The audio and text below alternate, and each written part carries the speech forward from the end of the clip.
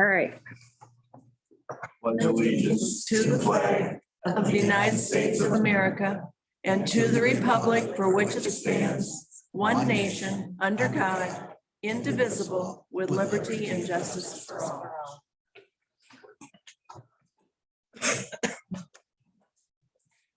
Okay.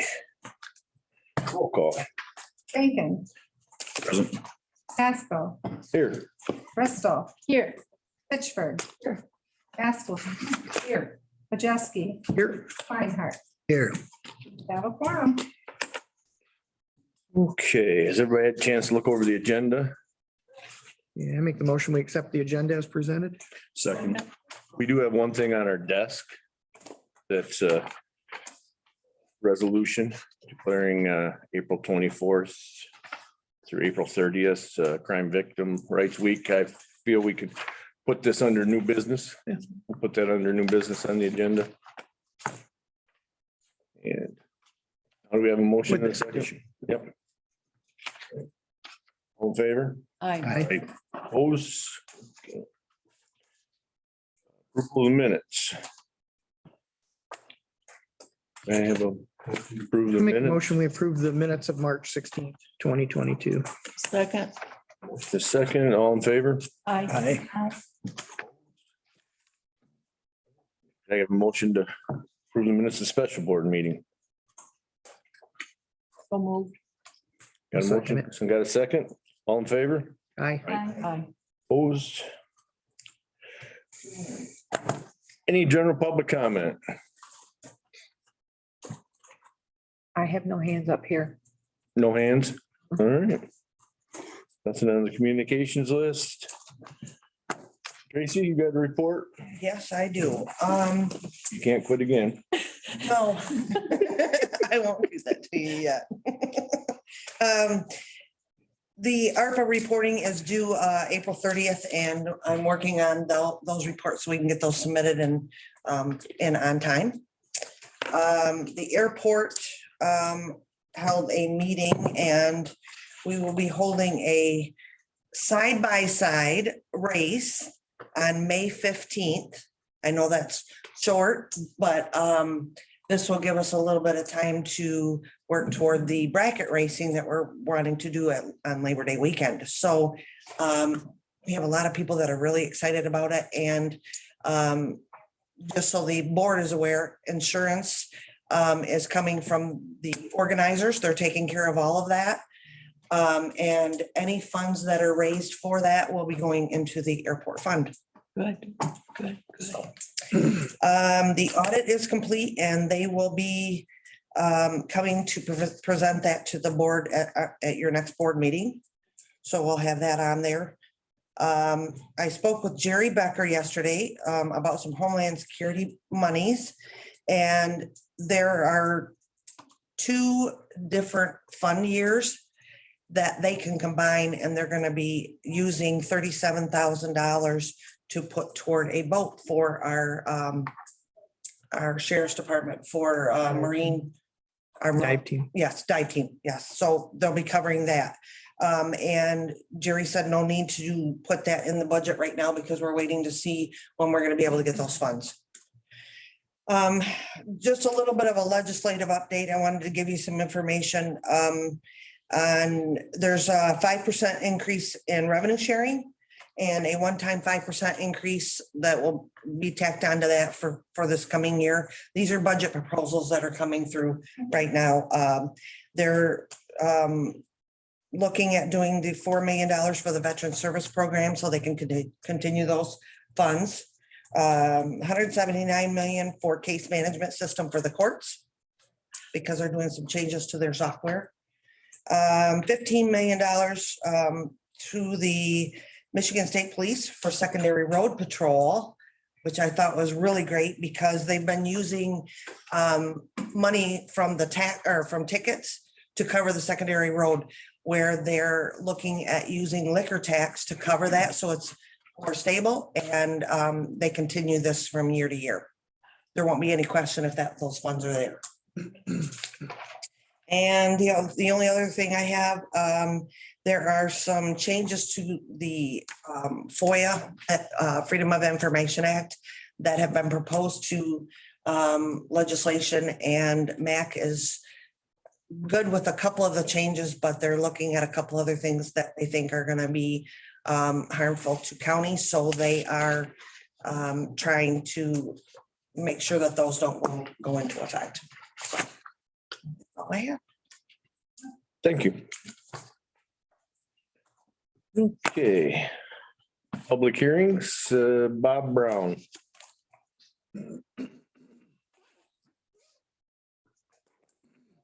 morning, Bob. Thank you to this honorable body for giving me a few moments of your time on your busy schedule. I'm Bob Brown, Executive Director of Region 7 Area Agency on Aging. Earlier, I passed out a packet to each of you. And I will get to that in a minute. Is it okay to sit? You bet. I have knee replacements, so it's Take a seat, you betcha. yeah. So first, I would like to say I have Mike Tobin, who's on my board, that this board appoints. And also there's Lori Phelps back there, your Council on Aging person, who I work and partner with and collaborate with on an agency level. I get asked a lot of times what an area agency on aging is.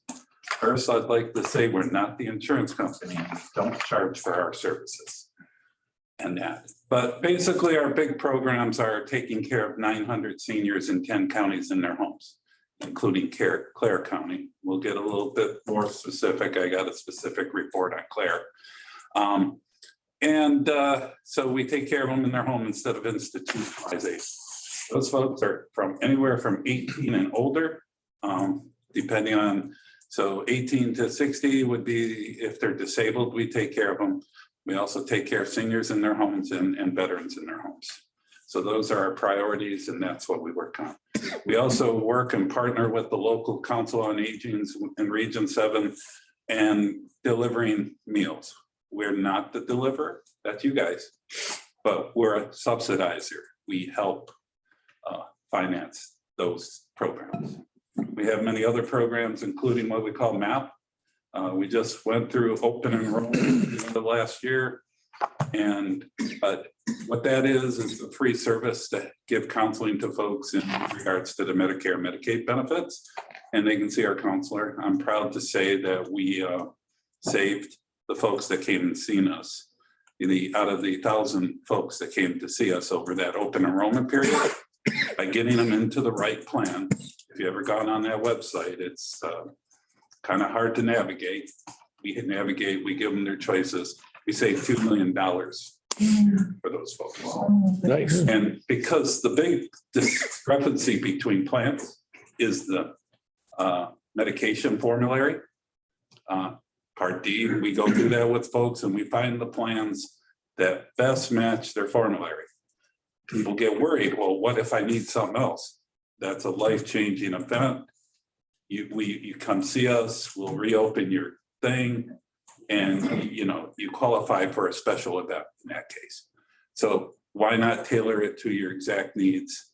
So how do I say this? You don't buy a Mack truck when all you need is a van. So anyways, why an area agency on aging? Why not just give the money to the Council on Aging? One, the demographics in the Older Americans Act wouldn't allow that. 10 counties got together and formed Region 7 many, many years ago, and everybody gets representation. We use the state formula to disperse the money. So it would go out the same way if the state was dispersing it. But the demographic said, even if you took, so 3 of my counties are Bay, Saginaw, and Midland. Those 3 combined couldn't make an area agency on aging on their own. So way back when, 30, 40 years ago, the folks got together and said, we need our 10 counties to have their own area agency on aging. So I'll go back to the other reason you wouldn't want to work directly with the state. If they're doing the administration that I do and the oversight and things of that nature, monitoring and all the things that we do. So we do some direct services, but usually we work with the counties on the direct services. We want you to still be the boots on the ground and stuff like that. The state could charge up to 15%. My admin as the other day, as of the last report, was 5.1%. So more bang for the buck. Mhm. We're very efficient at what we do. And you got to think, if the state was doing it, you'd have state employees with all those benefits and perks and everything. And you'd have to pay for that structure all the way up to the governor's office, you know, the admin costs. The other thing I like to do is go to my governing bodies, the county commissions, and give a fiscal report. So I make my fiscal report real simple. If you guys ever want my annual report, it's there for the asking, but I'll simply say this. Unqualified opinion. No findings. And for those that are really into auditing, in the 5 years I've been there, we have not received a management letter. See, I see all those heads shaking. That's an important one, right? But the other thing is I worked with Region 7 as a partner in the Area Agency on Aging. If you go to this sheet, so this is in collaboration with all the local providers, including your Council on Aging. You pay, we put the word dues, I don't know what to call it, you know, it's logged as a donation. You donate $2,474. What that provides, that leverage that you allow me to go out to the feds and the state. And it's not just the Older Americans Act. We also reinvest, we run a Medicaid system. So if you were working with an insurance company, let's say, because that's the alternative the state's looking at right now, instead of a community-based organization governed by the local people. So we have run this. So when we have extra dollars, we put it into the Older American side and programs. We share it with the councils on aging. We don't give it to shareholders, and we don't pay 7-figure, you know, the 2 whatever million those insurance companies get. But anyways, it returns $2.5 million plus to Clare County. I think that's a very important fact. So that's kind of my report. I'm better at questions. I will say you're all looking at ARP dollars. I'm not asking for any ARP dollars. What I say is if you come up with a program and you want us to be a partner and invest in something that goes along the lines of seniors, and reducing isolation or fighting homelessness, I'll be more than willing to work with Clare County on that. I have additional Medicaid dollars. More importantly, if it's in the residential realm and of a smaller project, I bring sustainability to that kind of a program. I can direct my program dollars to run that kind of program. So I'll leave those discussions between you and Lori. Their best luck. If there's any questions, but I can bring dollars to match your ARPA dollars. How do people get in touch with you? Through Lori? Through our, Lori, or you've got my. I mean, how's it advertised out in the community? You see a lot of people ask. Advertise a lot. You'll see an occasional billboard, you'll see occasional radio ad. But every dollar I put in there is one less dollar I give to you, or one less dollar. And by the way, I have waiting lists. We refer. Yeah. So if there's, with all of our clients or anybody that needs services, if they need additional services, we refer to, and we still will continue to go in the home, but we will contract with them. So if you remember when I came to you and said we got a kind of like a bonus from Region 7 for the $53,000, they gave us a percentage of the total amount of in-home service that we provided. And that was them giving back to the local providers. So our percentage was our percentage was the same as everybody else's, but our amount was so high because we contract with them so much for those extra services. So that's where it came from. It came from Bob. it's using economy of scale, so whichever way the locals want to work it, if they want to work with us, they're going to give more benefits. If they want to do it themselves, obviously they got to create that structure. But I don't get into those discussions. I leave them. Mhm. And Lori, I think, picked the wiser choice. So we operate some of those programs in 4 of the 10.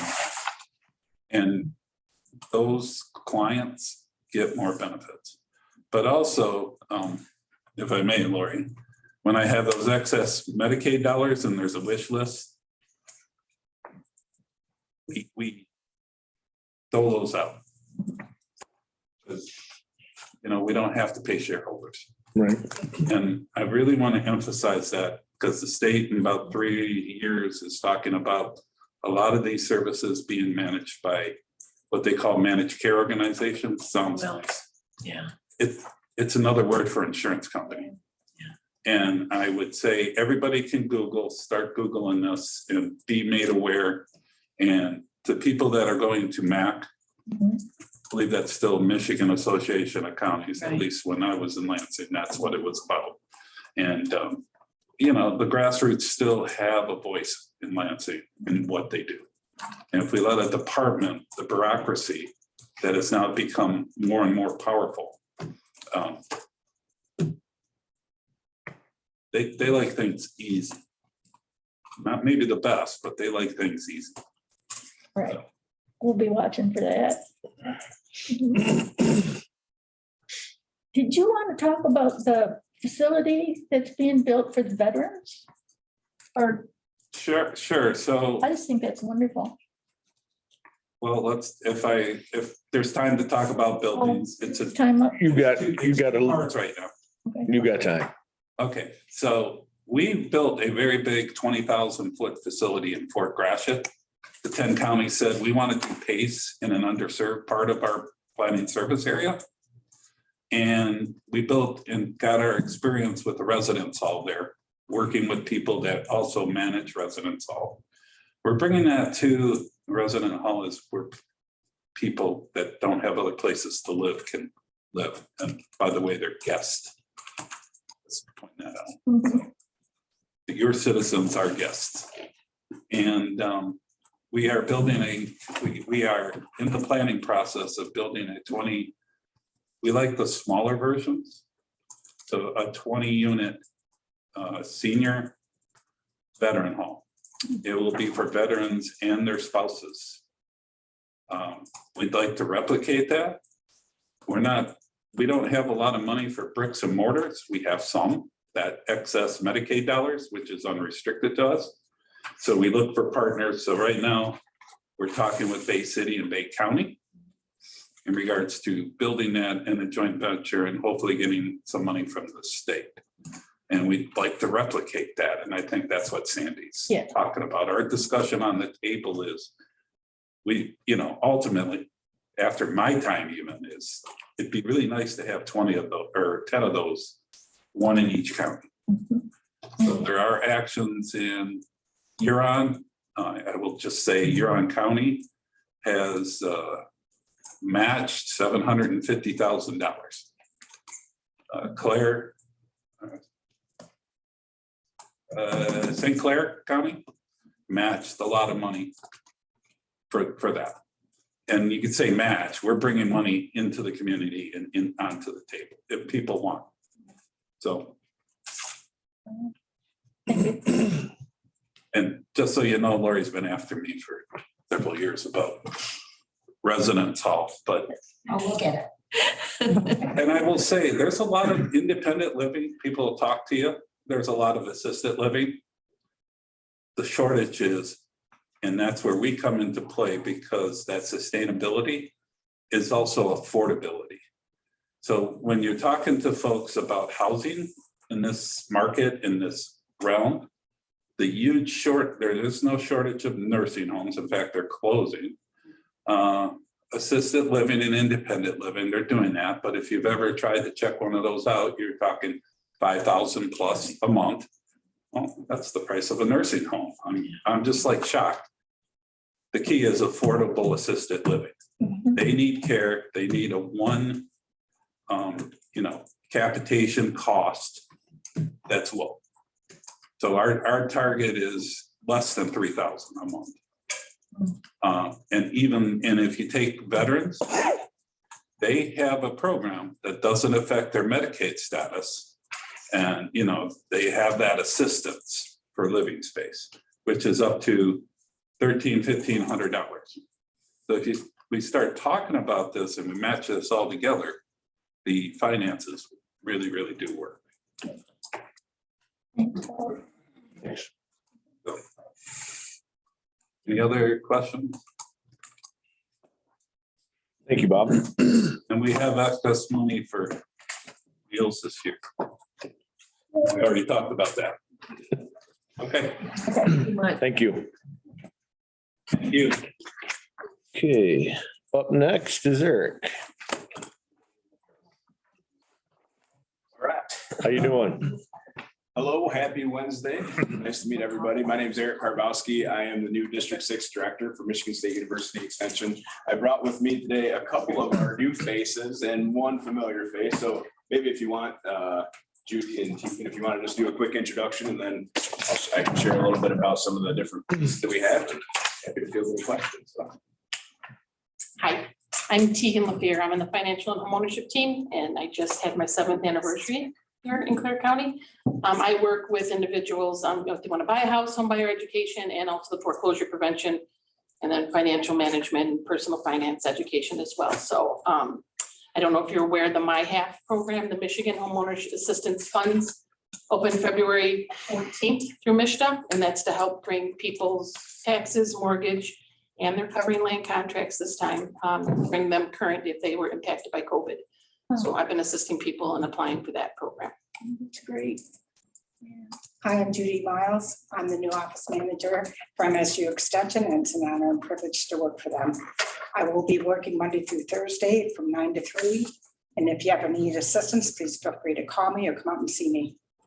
Thank you. Nice to meet you. Nice to meet you all. Thank you. And Judy's officially been here for, I think, like 2.5 weeks now. So Right. that was unrehearsed. Well done. So I brought a little brochure just talking about some of the services that we provide through MSU Extension. I also, instead of talking about it, I figured I'd just print off a quick bio sketch about some of my history that led into that. But really, I think one of my biggest points of emphasis since I've started in this role since February was getting staff in the seats. And so I think that's one of the things that we've done. I shared earlier that we've tried a couple different search engines, and I'm very happy and thankful to share that we are now fully staffed upstairs. So we added Judy, obviously, as our office manager. We also had a new hire for the 4-HPC position. Her name is Miranda Warmiskirken. She couldn't be here today because she's in Lansing at training. So we're very excited. And then obviously we still have Michelle Neff, who was a very experienced educator that has I have a tremendous amount of respect for. So I guess with that, again, I'm happy to share that now we are fully staffed. So we're going to be continuing to try and leave that footprint in Clare County, continuing to try and do and expand upon the great things that we were already doing. In this brochure, highlight some of the things, but we also have a number of different programs. And I think it's important for me in my new role to share some of those pieces. Obviously through MSU Extension, we have the connection with the agricultural community. We have the Health and Nutrition Institute. So we are working with different things like dining with diabetes and different things like that. Prior to my accepting this role, I was a behavioral health educator that focused specifically on farm stress. So integrating behavioral health interventions with the agricultural community, working with them in an attempt to reduce the increased rates of suicide. And so that was, there are a number of those stories that thankfully you won't hear because we were able to help behind the scenes in providing those supports and those services. And those did happen in Clare County as well as across the state. And so I guess with that, I'm happy to field any questions, or if not, very nice to meet you all. And I look forward to working with you moving forward too. So. Coming today. Yeah. Soil testing analysis. Yep. That's still an option that we have. What's the turnaround on that from Well, and it kind of depends. We try to do it obviously as fast as we can, depending on the volume, getting it to and from Lansing. I would say, if you have kind of that 2 to 3 weekish range, it's kind of like a 50,000 foot, I guess, rough estimate. But sometimes we can actually handle it around the campus. Like I'll be on campus tomorrow for meetings, and so that can expedite that process. But if not, then we just send them via mail, and so we're kind of left a little bit to their turnaround discrepancies, right? Okay, thank you. I recognized your name after a while, and I remember you from being the counselor for and I was telling my townships about that. In the northern part of my district, not so much farming is down the southern end.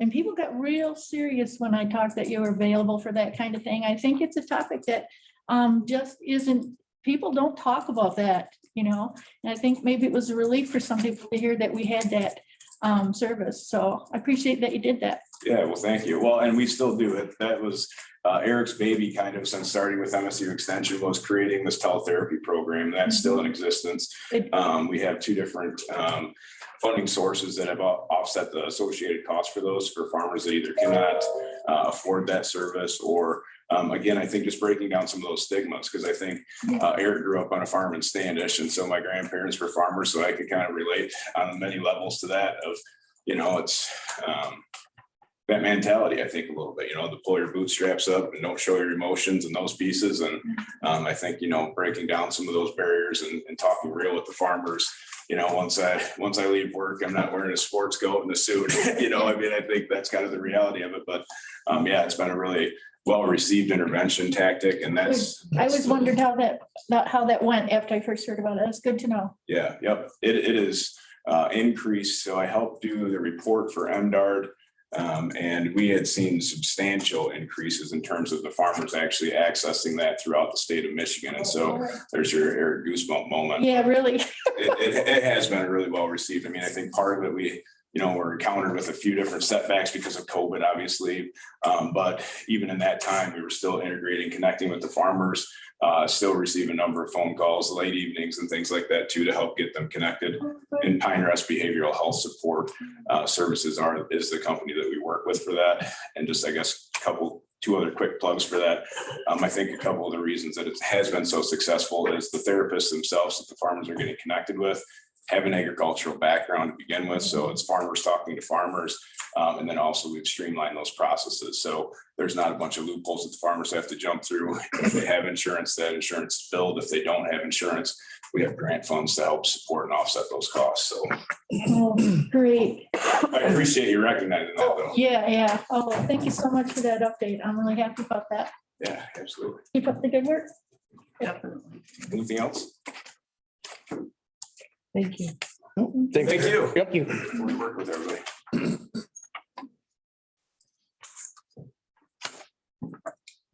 Thank you for coming. Thank you. Pete, perfect timing. Oh, thank you, Tracy. You're welcome. I sent him an email. Whatever it takes. We thought you were psychic. I'm just glad I did not dilly-dally. Real quick, I'm gonna hand these out to you. If I could, just to give you a brief idea. This is your session in equalization, where you're essentially finalizing everything that has been completed at the March Board Review at the local units. So as I've discussed before, every year equalization does a study. And when we do that study, we establish for the local units where they should fall within ratio, so that there's no issue with them being non-compliant with the state statute that says they must be at 50% of market value. Thank you. So this is your session to essentially establish that you agree equalization has compiled all the numbers, found all the local units to be within ratio, and to look for any anomalies so that we don't get in trouble down the road. So what I've provided to you just now, though, is the most important number, which is the assessed value versus, or the taxable value for a given year. So Clare County right now, your assessed value I didn't give somebody my extra sheet. There it is. Pardon me. Your current assessed value or equalized value is a little over 1.5 million. That is a 7.5% increase from last year. Your taxable value has went up 5.63%. What that tells us is that the normal rate of inflation, or the rate of inflation for this year, as established by the State Tax Commission, was 3.3%. Means you had a lot of properties turning over. This sheet that I've handed you, though, shows that your taxable value that went up 5.63% is going to actually realize revenue of additional 300,000 approximately estimate. Don't spend it yet, because throughout July and December of this year, you will be looking at border reviews that will hit that. You will also be looking at potentially tax tribunals that will also hit that. But the biggest thing is we're still compiling numbers for your rollback on the millage. So a lot of folks are getting hit right now because it was a very exaggerated year for property values. When that happens, your millage is going to take a bit of a hit. As soon as I know that, we will report back to you.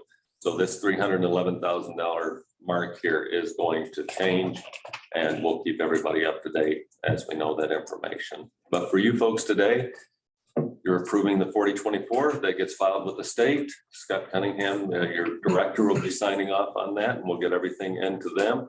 And then the chair and the clerk will break their hands signing the 4037s for each unit to put into their assessment roll and be done for the year. Take maybe about a week off and then start again. So that's all I have, unless anyone has any questions. Yeah, I have a question. I don't have copies of those that say they were going to be distributed. Did you pass those out? You did have some of the stuff in the packets, but In the original packet? It says to be distributed, so. That's the 4024 wasn't in the packet. Right, we have we received the original signed by Scott, and we'll get you the same numbers as were originally in the packet. Okay. You need us to approve the 4024, but we haven't seen. Is that correct? I was under the assumption it's draft, unsigned draft. I don't prepare the agenda, I'm sorry. The resolution. hold on a second. It's a 4037. 24 is I think the only one that ended up not being in there because it wasn't available. I can run and get those for you folks. I have it right here. I can go and get copies.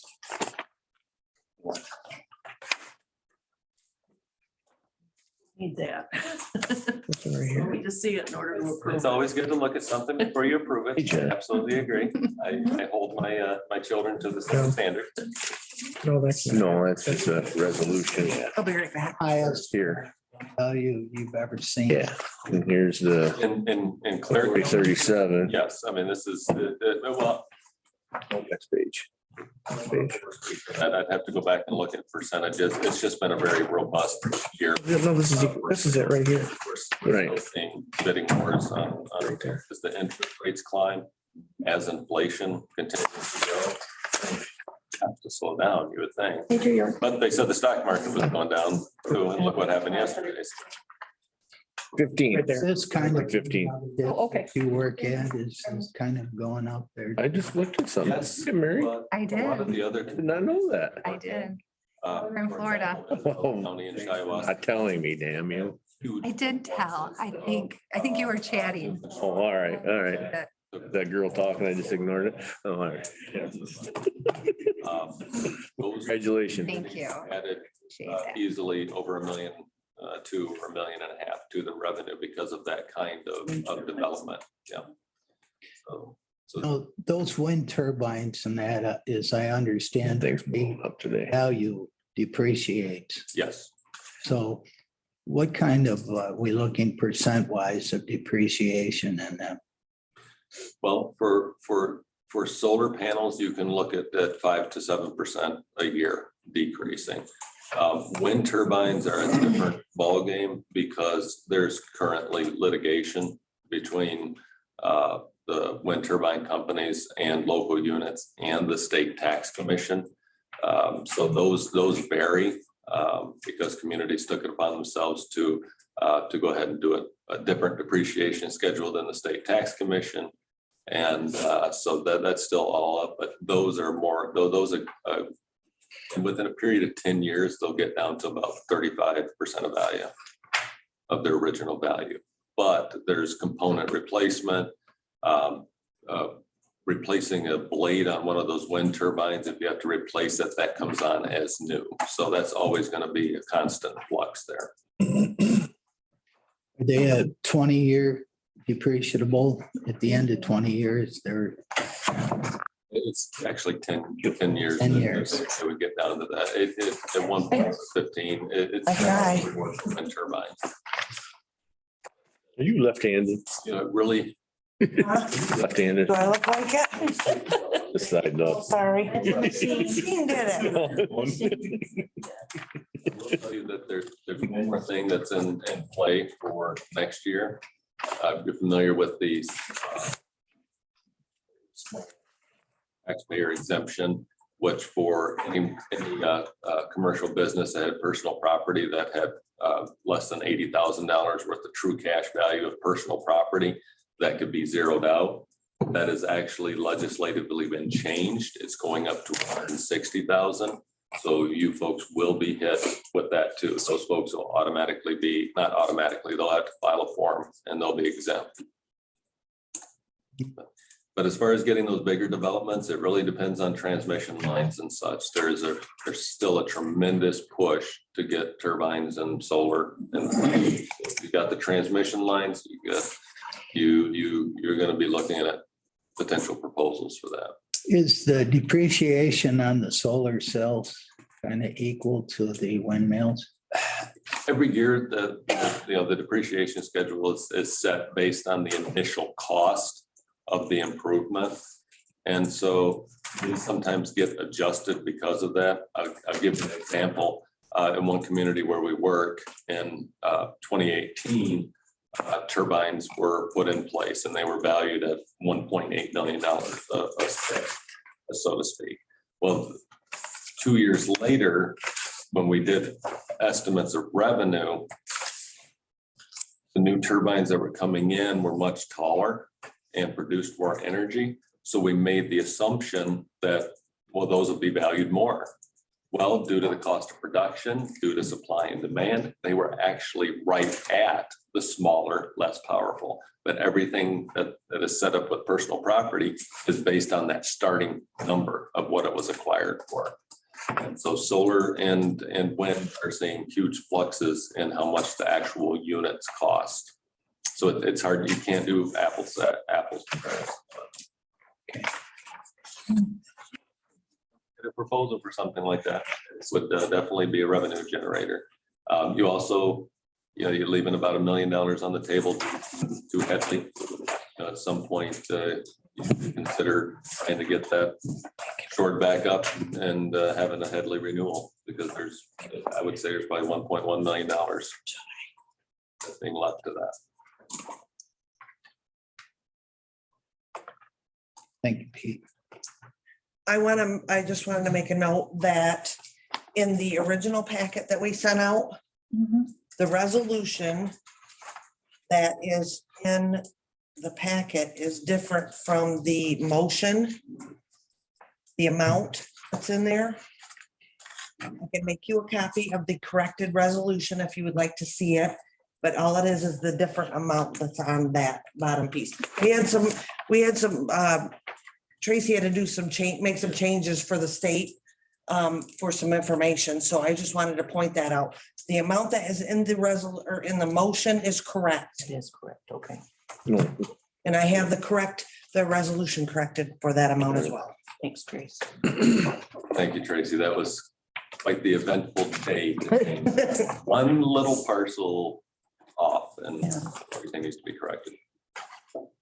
Now explain that Headley rollback thing again, please. There's a formula in place that essentially says that a community cannot make more than the inflation rate. And so in order to do that, the taxable value and the inflation rate is ran through a formula. And if you exceed that, it rolls back your millage. So right now you're at 4.7001. If we get a 0.9950, your millage is going to go down to correct for that, for the Headley that was adopted back in 1978. You have the ability to go before the voters and ask for that to be renewed so that you go back up to your original allocated elect or voted in amount of 5.5. So doing some rough calculations, I think I did this for you last year, it was around 980,000, but with this taxable value increase, you know, the difference between what you voted in or originally was voted in and where you're at right now, you know, there's lost revenue. But that, you know the politics of your community better than I do, and if it's something that's feasible to bring before the voters, then you do. You see many people do that? Yes. So Clinton County and Isabella County are on every 5-year look at it and get it on the ballot. They've made it so familiar to their voters that, oh, look, county's doing the Headley renewal. Okay, we want to keep our services. As I get further up north here, that's not there. And it's always a very big issue when that kind of ballot issue is brought before them. So if you can get traction someday, you can put it on a regular schedule and just kind of keep it going instead of it just being brought before the voters. It'll be an annual thing. You have a public meeting and say, hey, have the equalization director come and explain how Headley is impacted, and then you have the board talk about the services they've provided and those sort of things, and then it just simply goes on the ballot. A lot of the townships do that with their fire villages and their senior services and police millages and stuff like that. A lot of them do that when they renew their Absolutely. their millage, they do the Headley rollback too. Right, at the same time. So, it depends on the familiarity there and with the community, but Clinton and Isabella are very good models that have just kept it in front of the voters. So it's not 10 years down the road and you're going and asking for something instead of making it just tried and true. Right. Yep. Anybody else for Pete? Information. Thank you. All right. I'd like to thank Tracy Brubaker for putting all this together. She does that on an annual basis and she's done an excellent job since we lost Tina. Great. Nice. You need a vote? No, we're gonna do that right now. There's motions. Mhm. Yeah, on that. Rick, can you do resolution 20-8? 20-8. To accept the equalized value recommendation presented by the clear equalization director. $1,585,300. Million. Yeah. Okay. $1,585,361,113 for Carter County set forth a resolution 20-8. I'll second it. Motion second, roll call, Larry. Lincoln, Yes.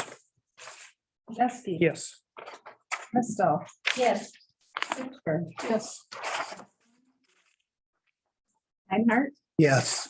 Pascal. Yes. Motion carried. Sandy, can you do L 4037? Page, top of this page.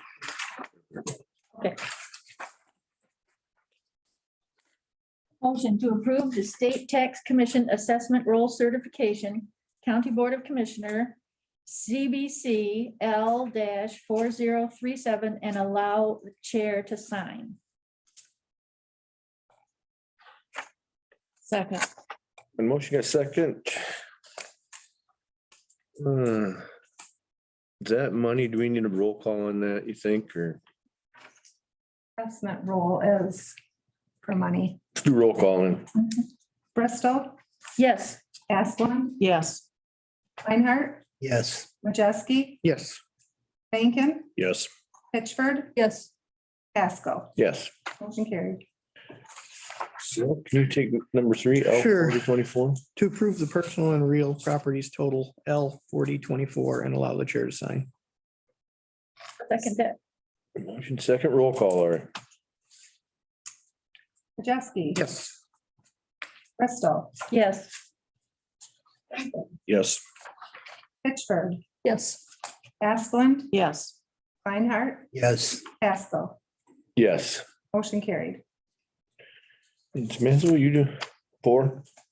Motion to approve the contract for services through Clare County Equalization and the townships and allow the chair to sign. I'll second. And roll call, please.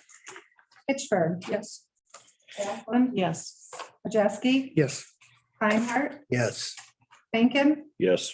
Bristol, Yes. Pasco. Yes. Motion carried. Okay.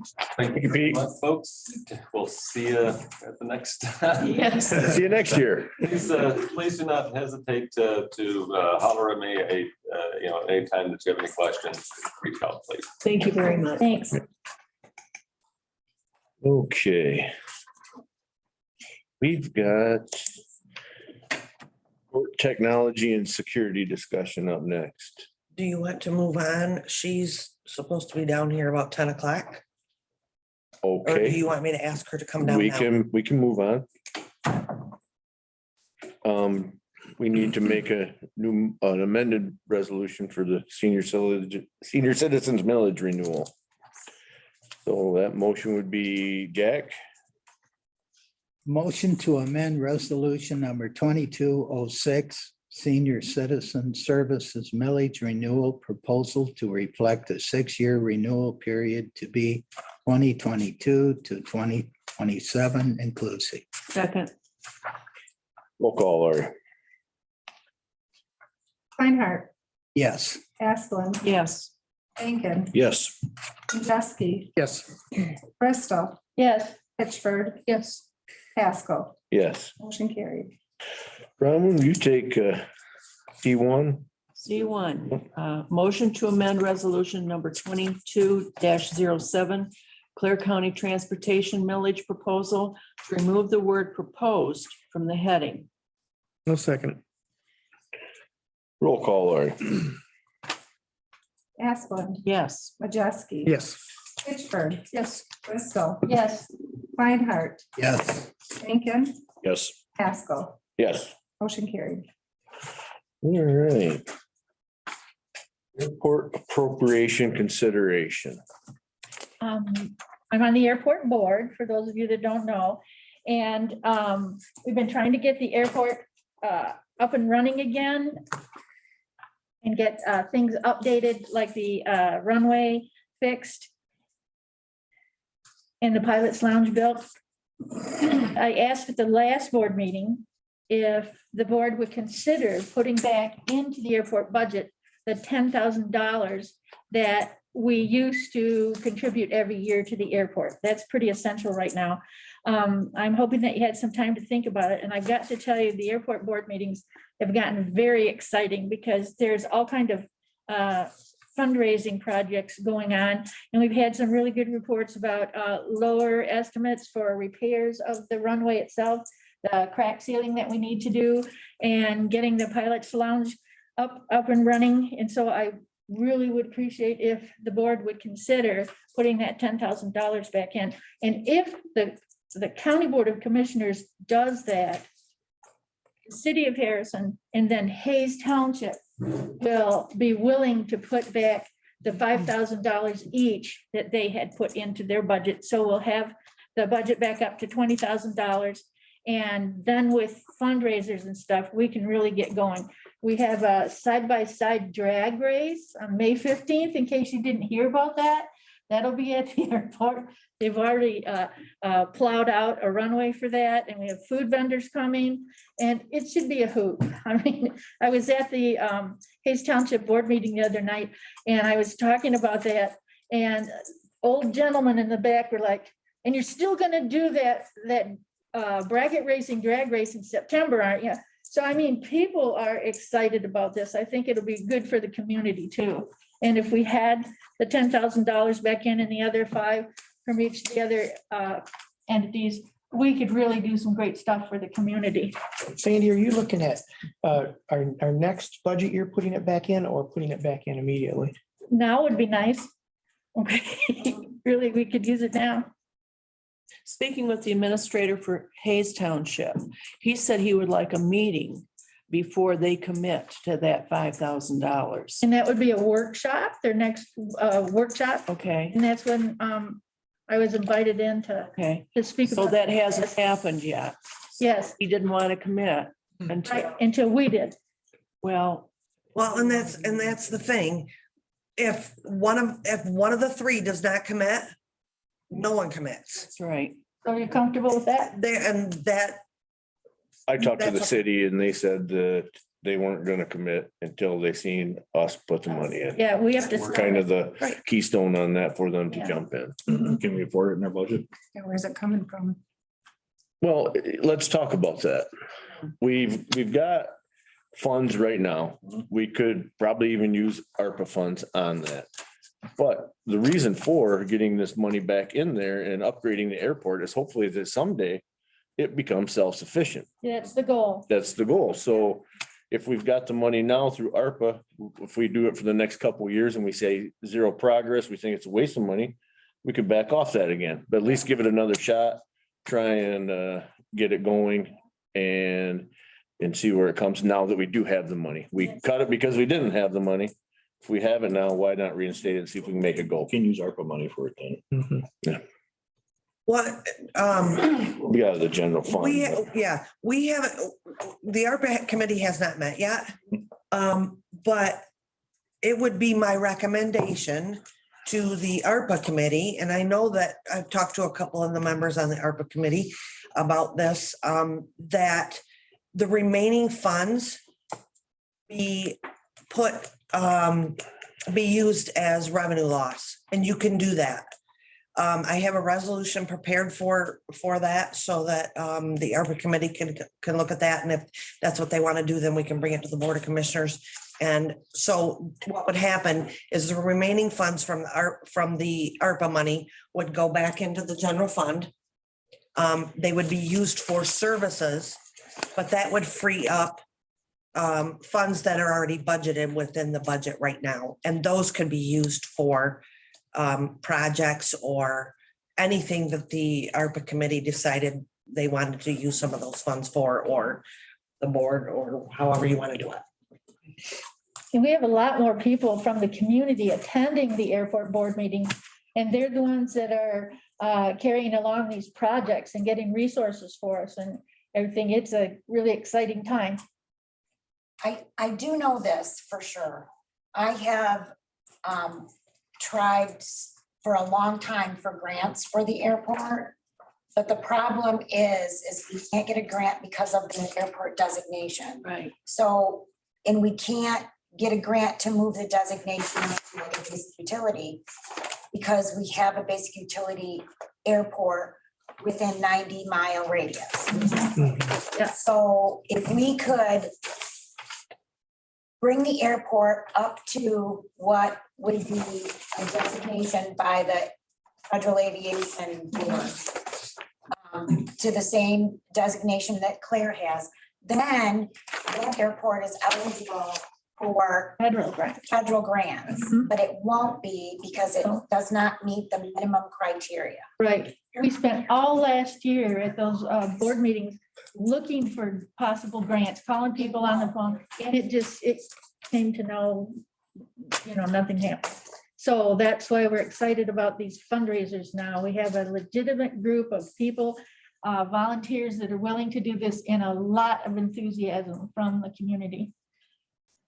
For your great. Oh, gosh, what did, all right, you want me to tell people we just did it? But another reason Okay. Another reason for that too is we've had, and correct me if I'm wrong on this, Lori, but we've had businesses wanting to move into our community. But because we did not have a airport that was up to a certain standard, we were off the plate as of being moved into this area. Correct. Mhm. At one point, we almost had a helicopter repair business that was considering setting up business at the airport. So we're just so close. We just need a little more push. So So we're waiting for for a commitment from this board, this board in order to allow the other two entities Yes. to Well, agree for sure. Yeah, I don't want to speak for Hayes because he said he wanted a meeting right, and that hasn't happened yet. right, because I was sick. Got to be careful. I was sick when we had the last workshop I was supposed to attend, okay? But Rick Jones, the supervisor, he's on the airport board and he's he's very enthusiastic and he's really good at looking at all the details that we need to make sure things will go correctly and smoothly and stuff. So, Sandy, why don't we have the two entities come to our next board meeting? And then we can openly discuss it and make a decision right at that time. That way we, all three of us. I think that's a Other- good idea. Well, they are just like the county board. It has to be approved by their board. So unless we make a decision, their full board can't make a decision. They can approve it at their board meeting pending the approval of this board. Mhm. And then they could come to our I meeting. don't know if they'll do that. yeah, I don't You don't think. know if they'll do that? No, they're waiting for Waiting. Clare County to make a Yeah. commitment. Yep, So, and then, so we can make a commitment depending on their commitment. That's all. Yeah. You can do that. Mhm. Yeah, that's Rick. Why don't we? I think it would help their decision if they knew that this board was either against it or for it. They would, they won't probably look into it anymore. If we vote it down today, then it'll Yeah. probably be a done deal. If we vote yes, then I think they would jump in and move forward also. As Rick suggested, could we phrase the motion that we will commit the $10,000 pending commitment of the other two? but yeah, pending commitment of, the county Yeah, and the city, and then they'll vote on it. yeah, But they're excited about it. They're very excited. He's Did just, you make that motion? I made that motion. Second. Okay, we got a motion, a second. Any more discussion? I think in the motion, we need to mention where the money is coming from. Yes. General fund. General fund. yeah. Slash Can you state that ARPA. motion Yep. again? Because I think I was interrupting. To your commitment to, if it's not going anywhere, Okay, That's, so I'll amend So it. repeat the entire motion. yes. So I know what to. Motion to commit to $10,000 pending the commitment by Hayes Township and the city of Harrison. Also committing to $5,000 each and this is for 2 years, for a period of 2 years To the airport. out of the Didn't say general. that in fund. your motion. Oh, With replacing of general fund dollars from ARPA money when available. You agree to that? Yeah, Okay. I think because Tracy said she's following up on that. Are you satisfied with the wording of that? That, Yes, you We're have gonna all put the it in. variables. okay. Only if the others would do, because we were supposed to be the starting point. Mhm. Okay, I'll second that motion. Okay, roll call, Lori, please. Asplund, Yes. Fagan, Yes. Bristol, yes. Pittsburgh, Yes. Majeski, Yes. Reinhardt, Yes. Haskell, Yes. motion carried. Thank you, board. Okay, To the raises. Marcy, here. if we flip that page back over. Maybe it's not flipped back. All right, second page. Judge Klaus, you're here. Good timing. Yeah. Thank you. Well, good morning, everyone. Morning. Hi. So did everyone receive a copy of the letter that was provided to Ms. Byard? Should have been. I emailed it. Yep. Alright, so all of the board has copy. So the letter I'm referring to is the letter that was received by the court from the Supreme Court through the State Court Administrator's Office. So regarding the court's IT. So that's what I'm going to be referencing. I think that lays out the issues that the states identified, the Supreme Court's identified. I won't read it to you, everyone. Yay. You all had a chance to Yep. look at that. So, and in my cover letter, We recognize those same issues that the Supreme Court has indicated. As you know, we had an email hacking incident back in December of 2021. And that went on into January of 2022.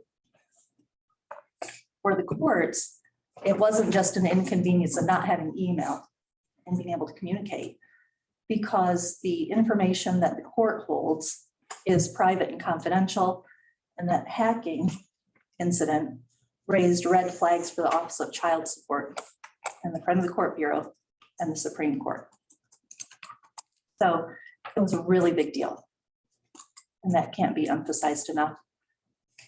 So I want to state that so you understand how that issue came to be compounded by this audit that we're currently under.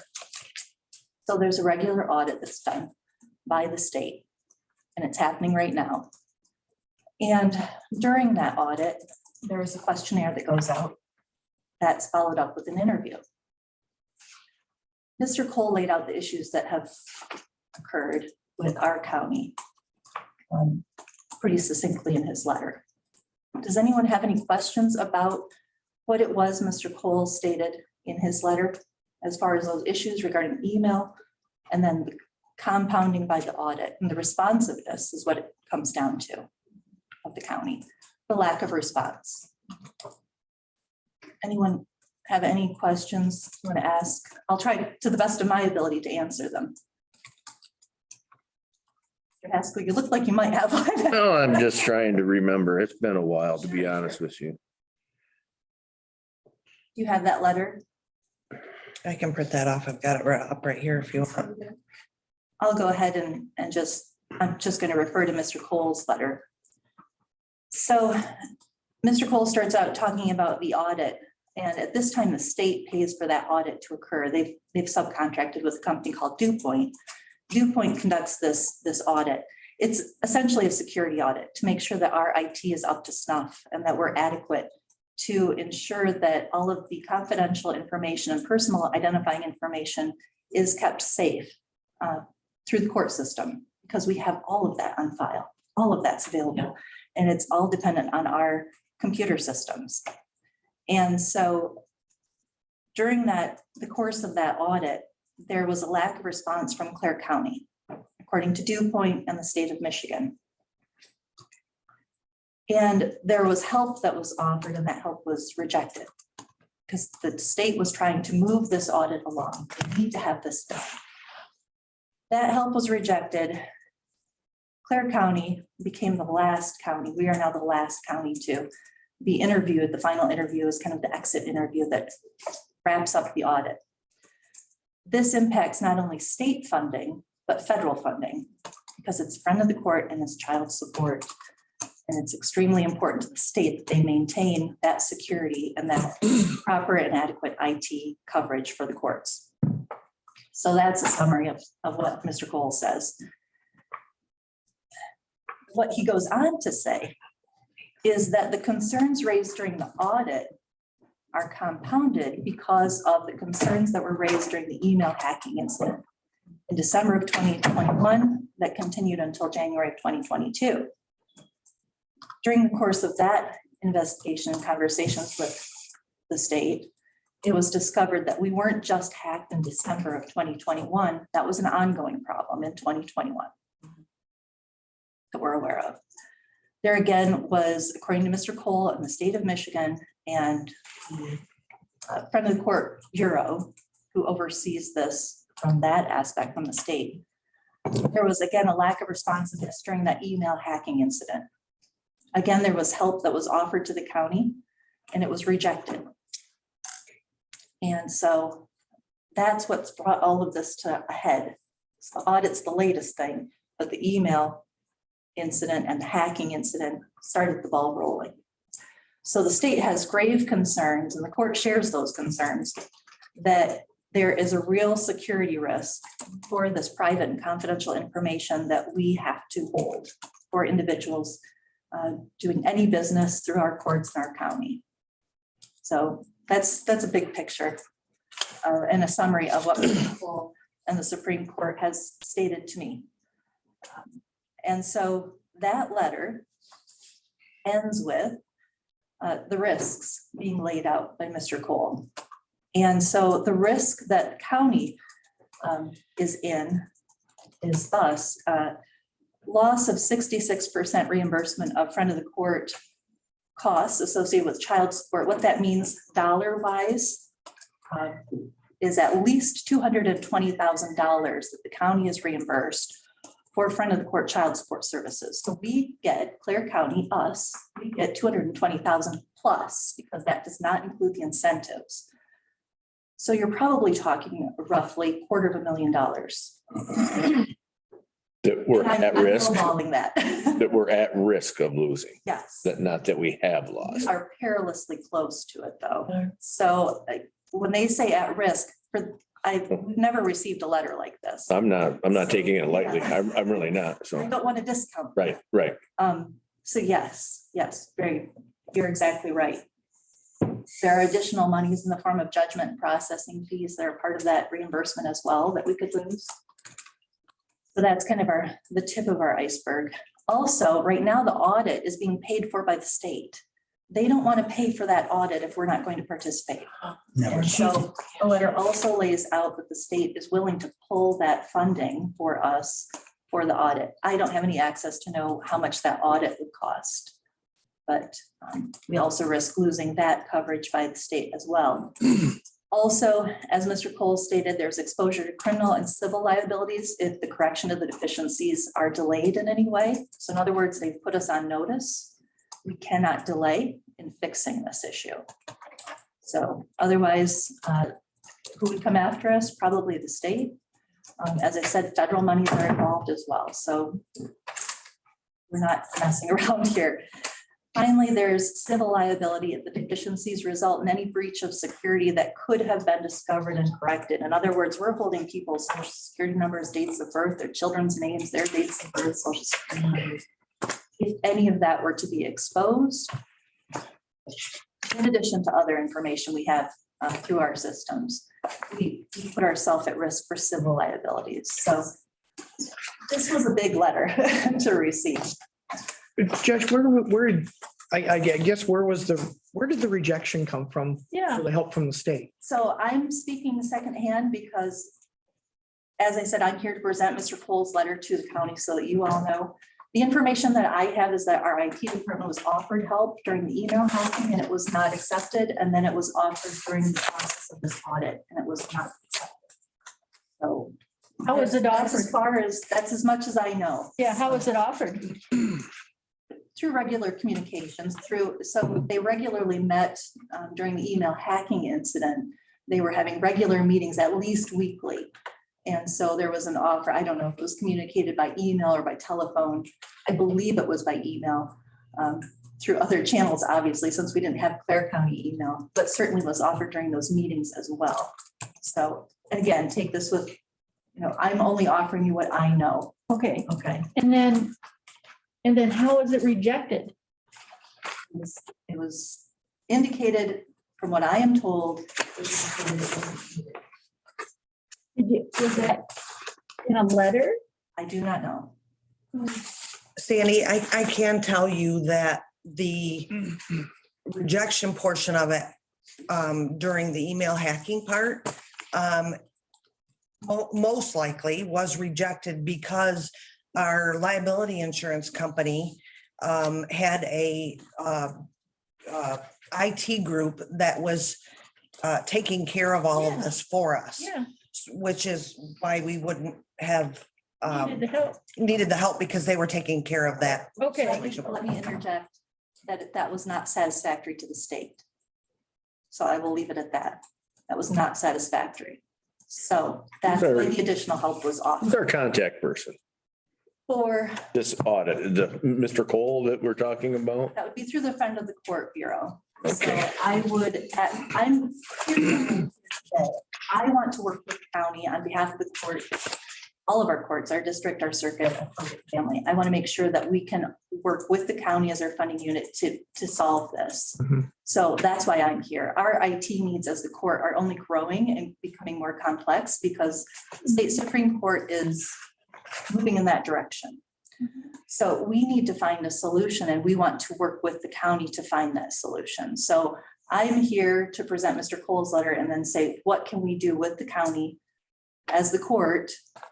And you guys are our funding unit, so I want to work with you all to try to figure out a solution. Right. Judge, what do we need to do to rectify this as fast as we can? My suggestion would be if I could meet with a group from representatives from the Board of Commission that would have authority to make decisions and have authority to then come back to the board, but they can make decisions. I need somebody who can actually make decisions on behalf of the board, who I can discuss this with, and we can talk about what the court's needs are and what the county is able to do. Whether this means that the court separates itself out and we have our IT needs met by a vendor, I don't know.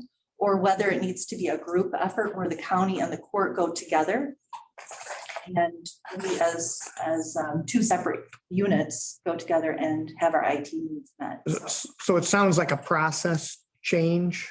What I believe so, but I want it to occur quickly. And I think I'm hearing that from you as well, as we want a quick solution. Oh, yeah, definitely. This needs to be addressed immediately.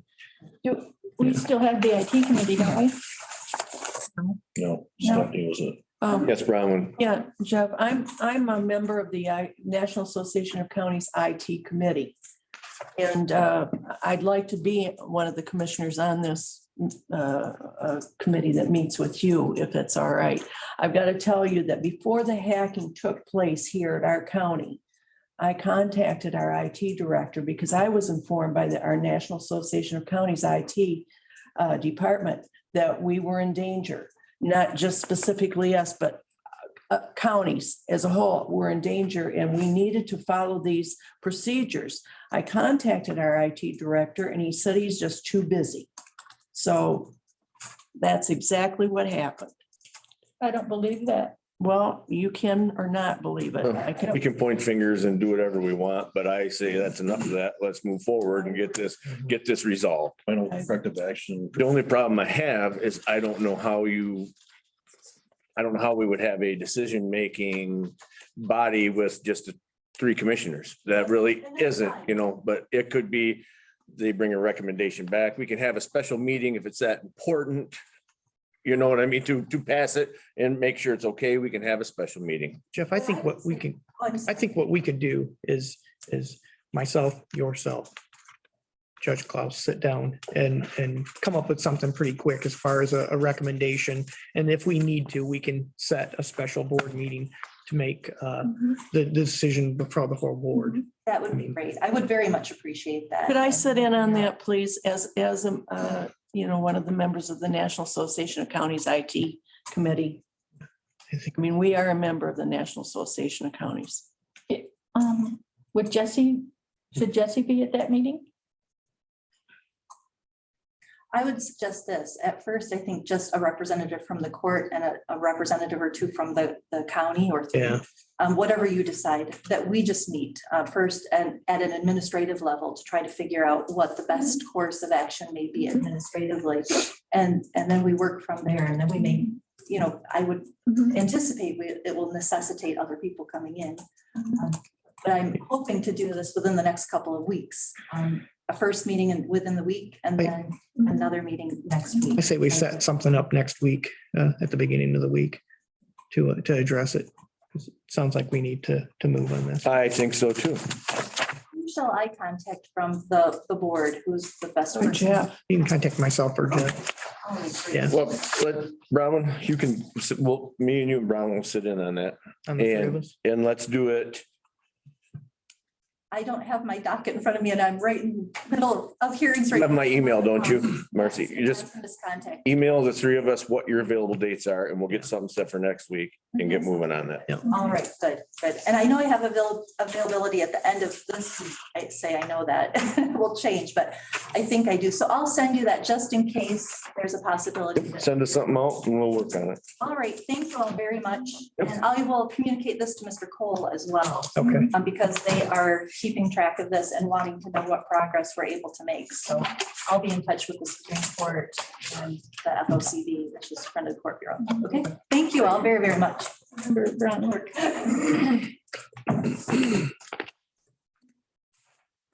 Okay. Leave off. Who did that? D, Finance and Administrative Statutory Committee. Rick, can you do statutory finance committee? One. D1. It's on page 3. To approve statutory finance committee meetings minutes of March 21st, 2022 in the amount of $83,442.49 and minutes of April 4th, 2022 in the amount of $183,333.25. Payout of $1,346.59 due to the resignation of Christine Brooks. I'll second it. Where did she go? Motion second. Roll call, please. Rankin, Yes. Asplund, Yes. Majeski. Yep. Reinhardt, Yes. Bristol, Yes. Pittsford, Yes. Pascal. Yes. Motion carried. She took a job working from home. Cindy, can you do number 2? Sure. To approve the expenditures for the month of March 2022 in the amount of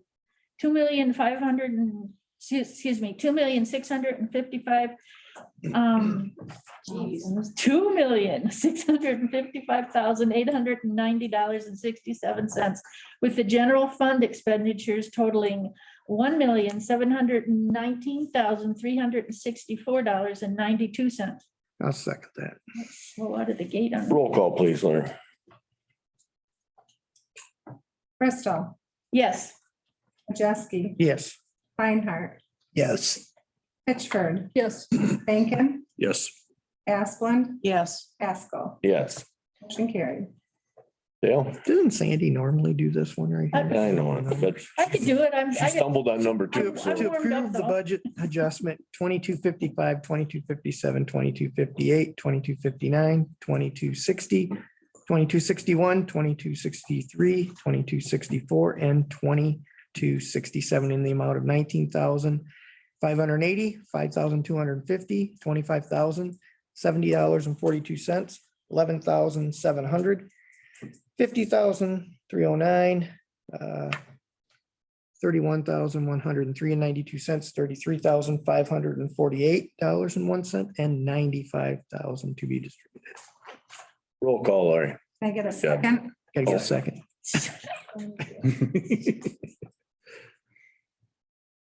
Majeski, Yes. Rankin, Yes. Reinhardt, Yes. Bristol, Yes. Pittsford, Yes. Asplund, Yes. Pascal. Yes. Motion carried. Okay, next on the agenda. That's to allow for Commissioner Asplund to go to the NACO conference or register for the NACO conference. Okay, yeah. Basically, I have nominated 2 of our departments for the National Association of Counties Achievement Award. And I think at least 1, if not 2, of our departments will almost surely get this award. They each have in their department budgets enough to pay for their expenses, to go to the conference. It's would be 2 nights, 3 days. I am going to be paying for my own airfare, my own lodging, my meals, everything. But I'd sure appreciate it if the commissions would pay for the registration fee. So we'd have a commissioner backing on this. I think it's a great opportunity for our departments. I'm really proud of our departments, what they're doing. You know, it would be a great honor for the county. What's the dollar number attached to that? 500, basically 500 and something. And what 2 departments are they? Per person or? Just for her? No, for my 30, registration. they're using their own budget. Yeah, But they would have to come before the board for an out-of-state travel. Right. okay. I don't think that would be a problem with either department. What 2 departments? It would be the sheriff's department and our community services department. Where's Laura? Is she still there? No, leave? she left. She left.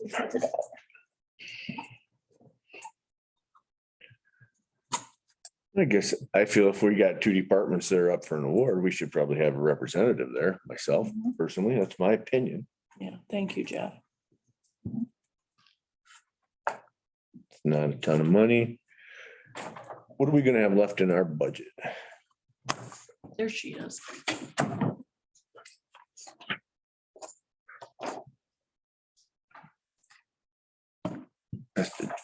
You have, it's $500, For the general fund? probably. It's out of the board of commissioners fund or budget. Okay, You have 58% left in your budget right now. how much in dollars?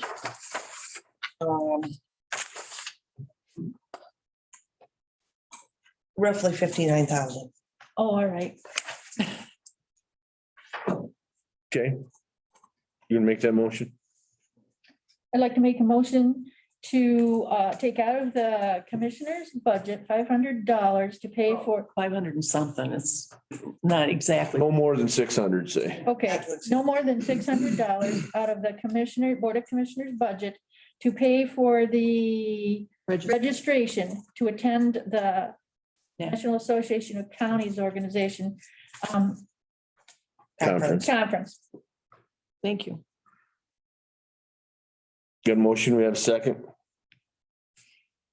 Second. Thank you. Motion, we got a second? Roll call, Lori. Prescott, Yes, Rankin, Yes. Reinhardt, Yes. Pittsburgh, Yes. Asplund, Yes. Majeski, Yes. Pascal. Yeah. Motion carried. Lori's a special. Okay, county administrator replacement discussion. So proud. I get there. No, I'm not gonna start crying on you again. Been there, done that. I'll tell you what is kind of in the motions right now. Seeing how that office is going to get shook up. As of right now, they are writing down job descriptions, duties, what they're doing between the department there. And seeing what we feel we can do, what we're gonna need to do to replace that job. We've talked that Lori would move into that or may have some interest in doing that. And I feel once we get all this done, which should happen in the next few days, that we meet with Lori, see what her expectations are, what she feels of her duties over there. And we'll bring that to the board, if not next board meeting, but maybe have a special board meeting if we want to expedite it. Yeah, we might want to move on it just because of the two Yeah. vacancies that are going to take place. Right, And I don't know if everybody knows that Dawn is leaving too. Yeah. You're gonna cry too? She's retiring. All right. Lori, you're still interested, right? Yes. Okay. okay. So Let me ask, so, I mean, with all your job duties to add that on there, do you have time to do that? I would do some restructuring. I've got some ideas on restructuring that would work. Could we hear from Lori at the next meeting? Is it possible? I'm thinking we maybe even have a special board meeting Mhm. Okay, good. because of the time sensitivity here, but, and just so we're not, Yeah. going through the motions after Tracy leaves and we got something, a plan in place. Well, and the thing is I would really like it if you made this decision sooner than later, just simply because there is so much in there that there's a lot of knowledge walking out of there. And the more information that I can provide to be helpful to them, the better off you're going to be sitting. And I've told Lori that in the event that she does get the position, I am available to her anytime. If she needs to call me for anything, I'll be there to help. Okay. Well, and I think we need to research this to make sure that it's even viable, feasible, and it's gonna make all parties happy. But I think that needs to happen sooner than later also. So Mhm. that's where the process is going, Does anybody have any recommendations, concerns?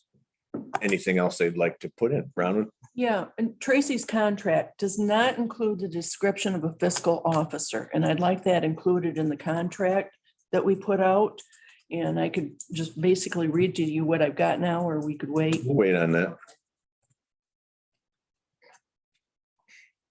Okay, we'll continue on. All right. Okay. Samantha, can you do the next motion? Tracy? Huh? No. Nope. All No, right. Yeah. thanks. Well, I'm Okay. I have some either lunch or a few drinks with some certain people, and Okay. that's all I want. I don't want a big party. Thank you. So we already get job description for position. Most definitely. Okay. I'm just gonna voice my biggest concern. You know, you got the two positions put together. Somebody then, I mean, you'll be able to do both jobs effectively. Well, I think what we're looking at, I mean, there's gonna have to be a break. I mean, if Lori, if we go this route with Lori, she will be the county administrator. But maybe she'll bring some of the duties over that she's doing now. She's not gonna be able to do both. No, no. There's- We already know that. I lived through this and it's just, it's not. So, to me, what I'm seeing is that it would be no different than the other departments that I oversee, like the animal control, airport, those, they all have a director. Mhm.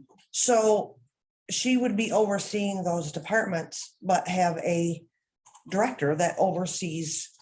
Just county administrator is supposed to do. Yeah, exactly.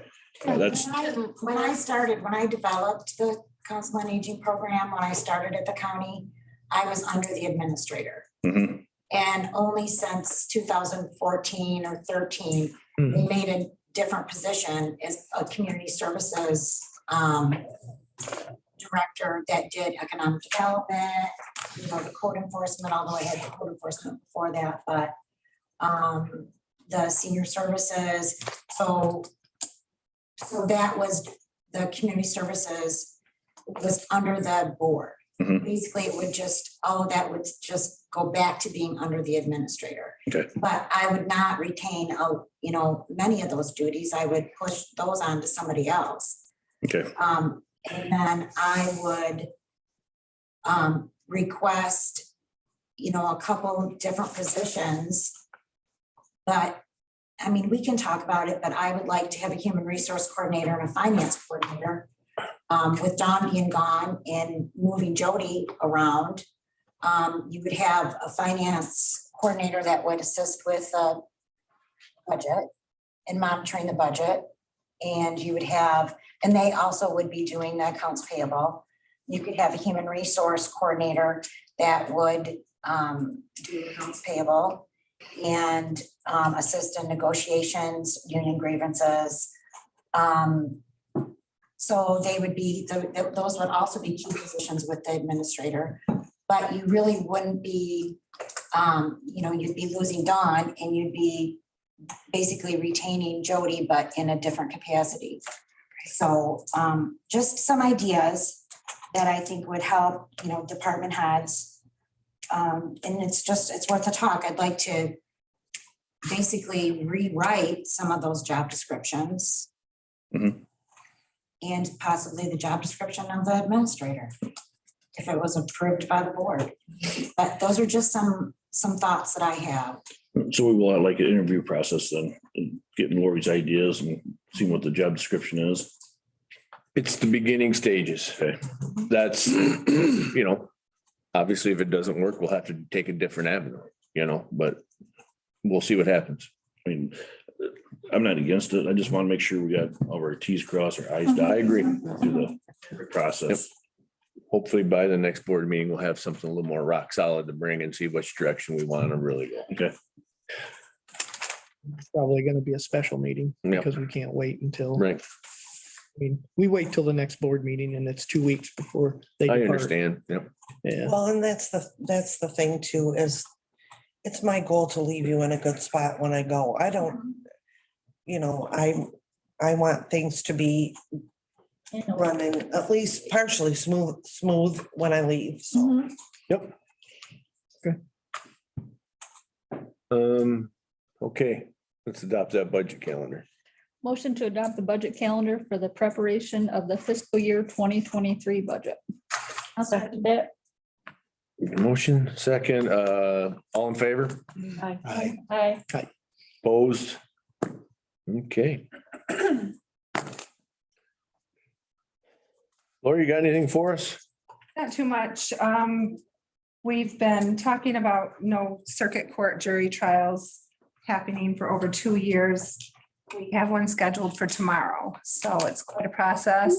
The microphone installation of all that audio equipment has not taken place yet.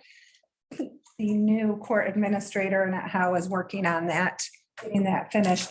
We are going to modify how we do everything. I'm going to be working the rest of the afternoon trying to get all that coordinated and straightened out. The filing deadline for candidates that want to appear on the August ballot with political affiliation was yesterday at 4 p.m. 6 of the 9 county commissioner races are a race. Only 3 of them had only 1 person file. And the road commission had 2 openings and only 2 people filed for that. And there were several township positions that May 10th is the deadline for any proposals that are going to appear on the August ballot. I wanted to make sure you knew that because I knew you were discussing a law enforcement millage at some point.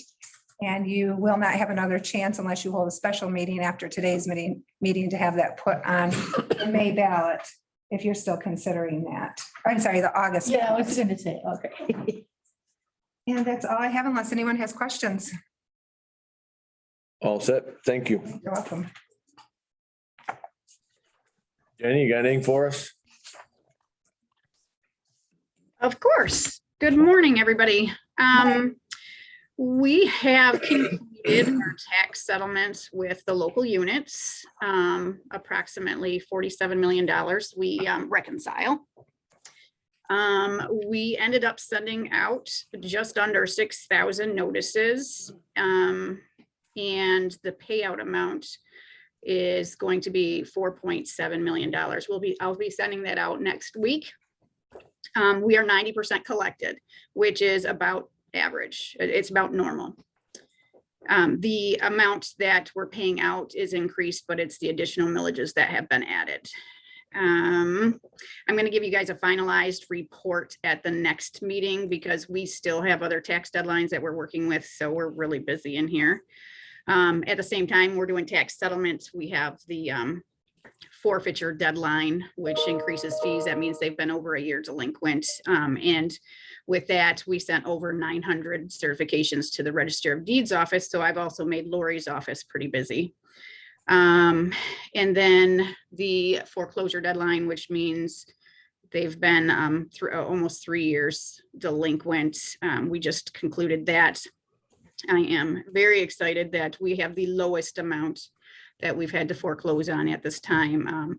Currently, we're at 37, but that's not final. We still have to go through and make sure that everybody's been noticed properly and that there is not any problems. So that is not a final number, but it is the lowest we've had since I've been here, which is just about 14 years. So right now with those 6,000 notices going out and the 2021 taxes coming over, our office has been slammed. My staff are rock stars between the mail and the phone calls, and the foreclosures are stressful. They've been great. So right now that is all I have. I have been working with our auditors. They have finalized it, but we are still working with some audit adjustments. So I'll have some final numbers for you at the next meeting on that as well. So that is all I have, unless anybody has any questions. After that final audit, that'll give us our ending general fund balance for September 31st. Yes, that is correct. Right now, we have some audit adjustments that her and I are working through that aren't quite working, but we'll have that probably knocked out today. Hopefully. Perfect. Hopefully at least by the end of this week. Hey, Jenny, do you know when we're gonna have another land bank meeting? We would probably not this month. I will get back with you. I'll get back with you on that. Okay. We have a new tax law that came into place in December. So we're working out a lot of processes on that would also affect land banking. So I am working on those right now. Jack Henson. Yeah. Jenny, the tax forfeiture litigation that we've talked about previously over the last couple of years. I understand the state Supreme Court is agreed to hear that. Are your people telling you anything about it? 43 counties are being sued.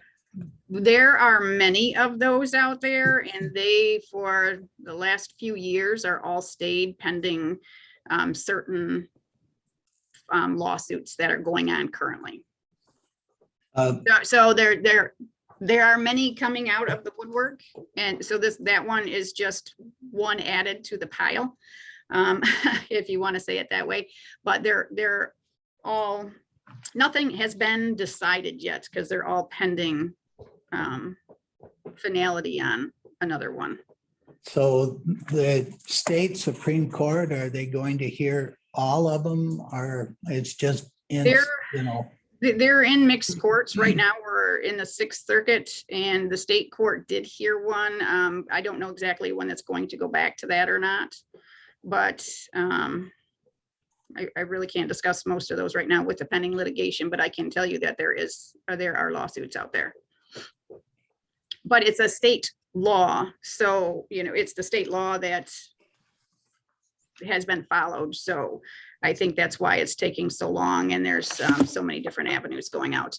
But there is a new delinquent tax law in place. The MCL 211 has been updated to allow for the original Supreme Court decision that is still being contested. So it's still a work in progress.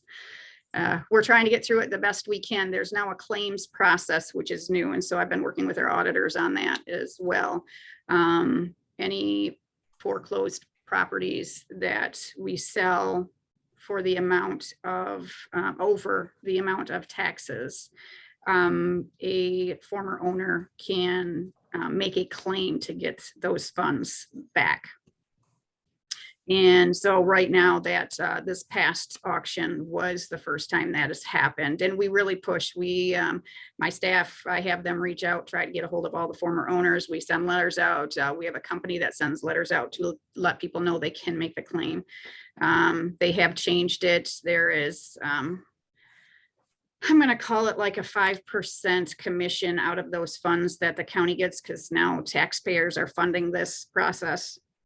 All of the taxpayers are funding this process. So there's a whole lot of changes that are coming down that we're working on. I don't know if any of that answers your question, Jack, or not, but. Is it a proposed law that changes the language on it, or is it statute already in place? It's statute. The Michigan legislature passed that in December of 2020. And the So the governor's, first year, everything was signed. So the first year that took place was last year's auctions for 2021. okay, so it's already in place and. Yeah, the new claim procedure. Yes, the new claim procedure has, but part of that is the claim process deadline is now being contested. So I don't know, there's just so many that we're on top of, Yes. we're trying to stay on top of as well. Our organization. But it was Michigan state law that all of the counties are following. So I think that's probably what makes it tough. I'm not sure. Thank you, Jenny. You're welcome. Does anyone else have any questions? All set. Thank you. Question. Thanks, Jenny. You're welcome. Or you got anything for us? I do. I didn't have a report for you last month, so as of the 31st of March, we've served 40,000 meals, 13,782 hours of in-home help. Our average donation for home delivered meals is 73 cents. We request $2.25. Our average donation for our congregate is $1.94. Our food costs have increased 26% from this time last year. And we're still having difficulty getting quite a few items and supplies. So we're having to take extra trips can't get it from Gordon's. Carol has a Sam's card. We can use a Sam's, we're going to Sam's. And our delivery has cost us $42,000 so far this year. Just delivering food. Deliver gas prices. I am gonna get some quotes, but I am gonna need to come and request to be able to purchase 2 more vehicles to replace 2 that need to be replaced, and I'll make sure we have the funds for it before I come and ask. We are planning a trip for the seniors to the Tulip Festival in Holland in May. And then in June, they're going to be going to Dow Gardens. I'm excited about that. I received a grant for all 66 of my staff to go through a training. So I've been working with a college, and we customized a training module for everybody. So I felt it was really needed, as far as cohesiveness, and sometimes people get off track, but we are doing mental health, first aid, which will help with the senior population. And then we're going to be doing the personality styles and interaction, which is, I don't know if any of you have taken the colors training, but that's what this one is.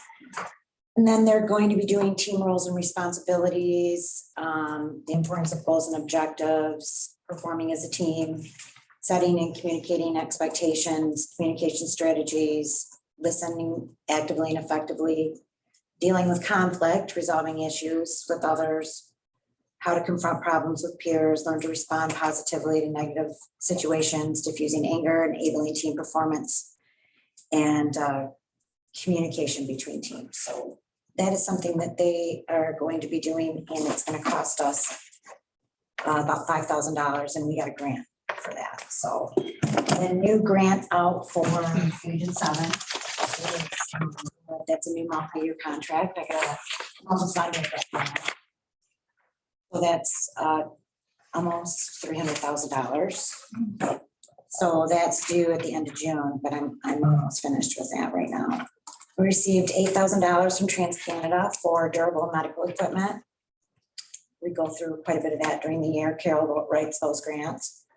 And it's also going to provides our home delivered meal, insulated carriers and coolers. And we received a grant for our emergency meals. We keep 5 shelf-stable meals on hand for every single individual that receives a service in our program. So in case, there's a closure for something, but they always have 5 meals on hand. So we received funding to be able to purchase those again. And so everybody, they usually get them like twice.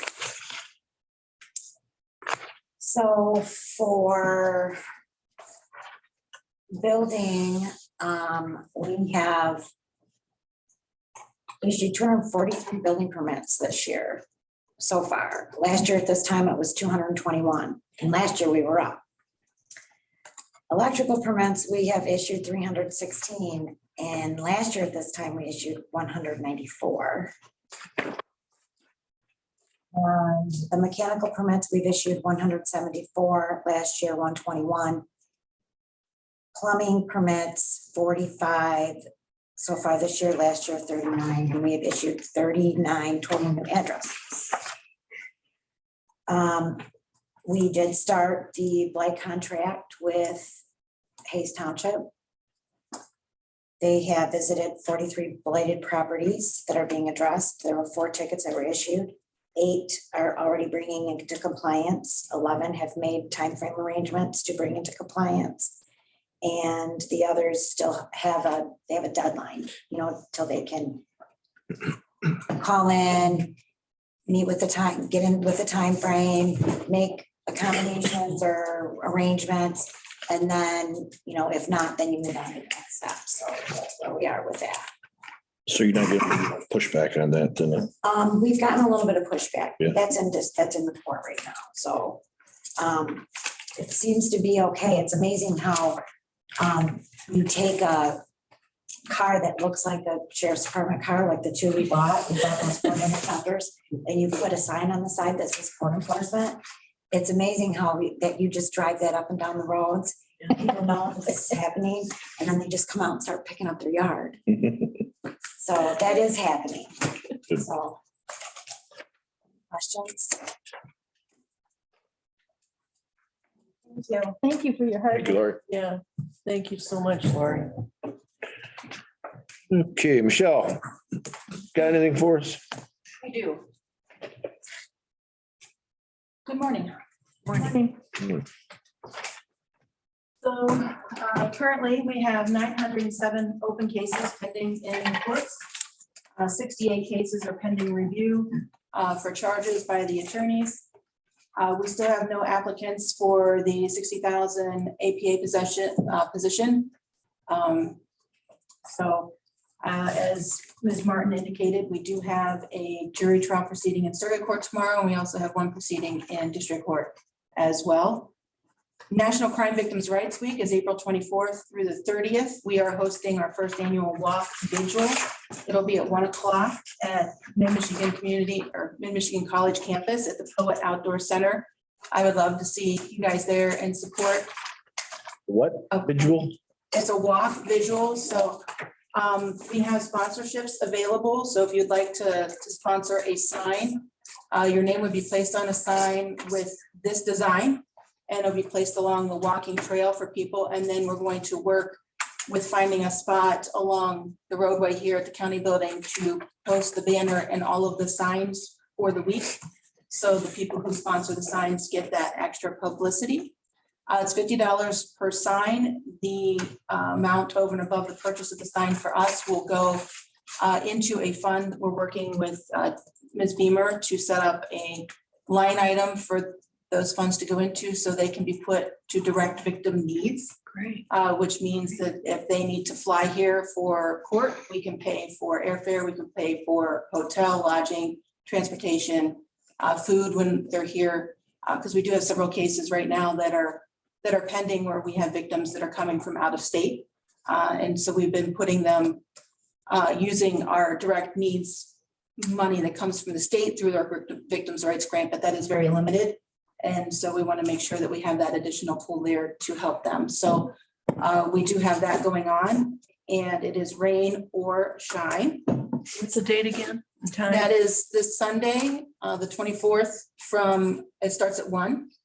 And I have some flyers here. They kind of got a little bent in my transporting them up, but I'll leave them here at the edge of the table.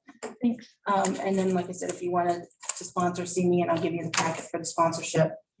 And I know under new business, you're going to discuss the resolution presented for the National Crime Victims' Rights Week for you to sign, and I encourage you to pass that resolution and support the victims.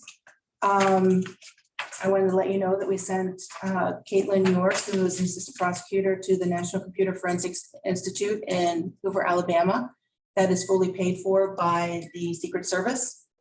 So she went down and was trained on digital evidence for prosecutors.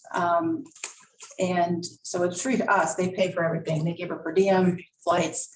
But that is some good training. And Alicia is slated to go in September to their advanced course. Oh, wow.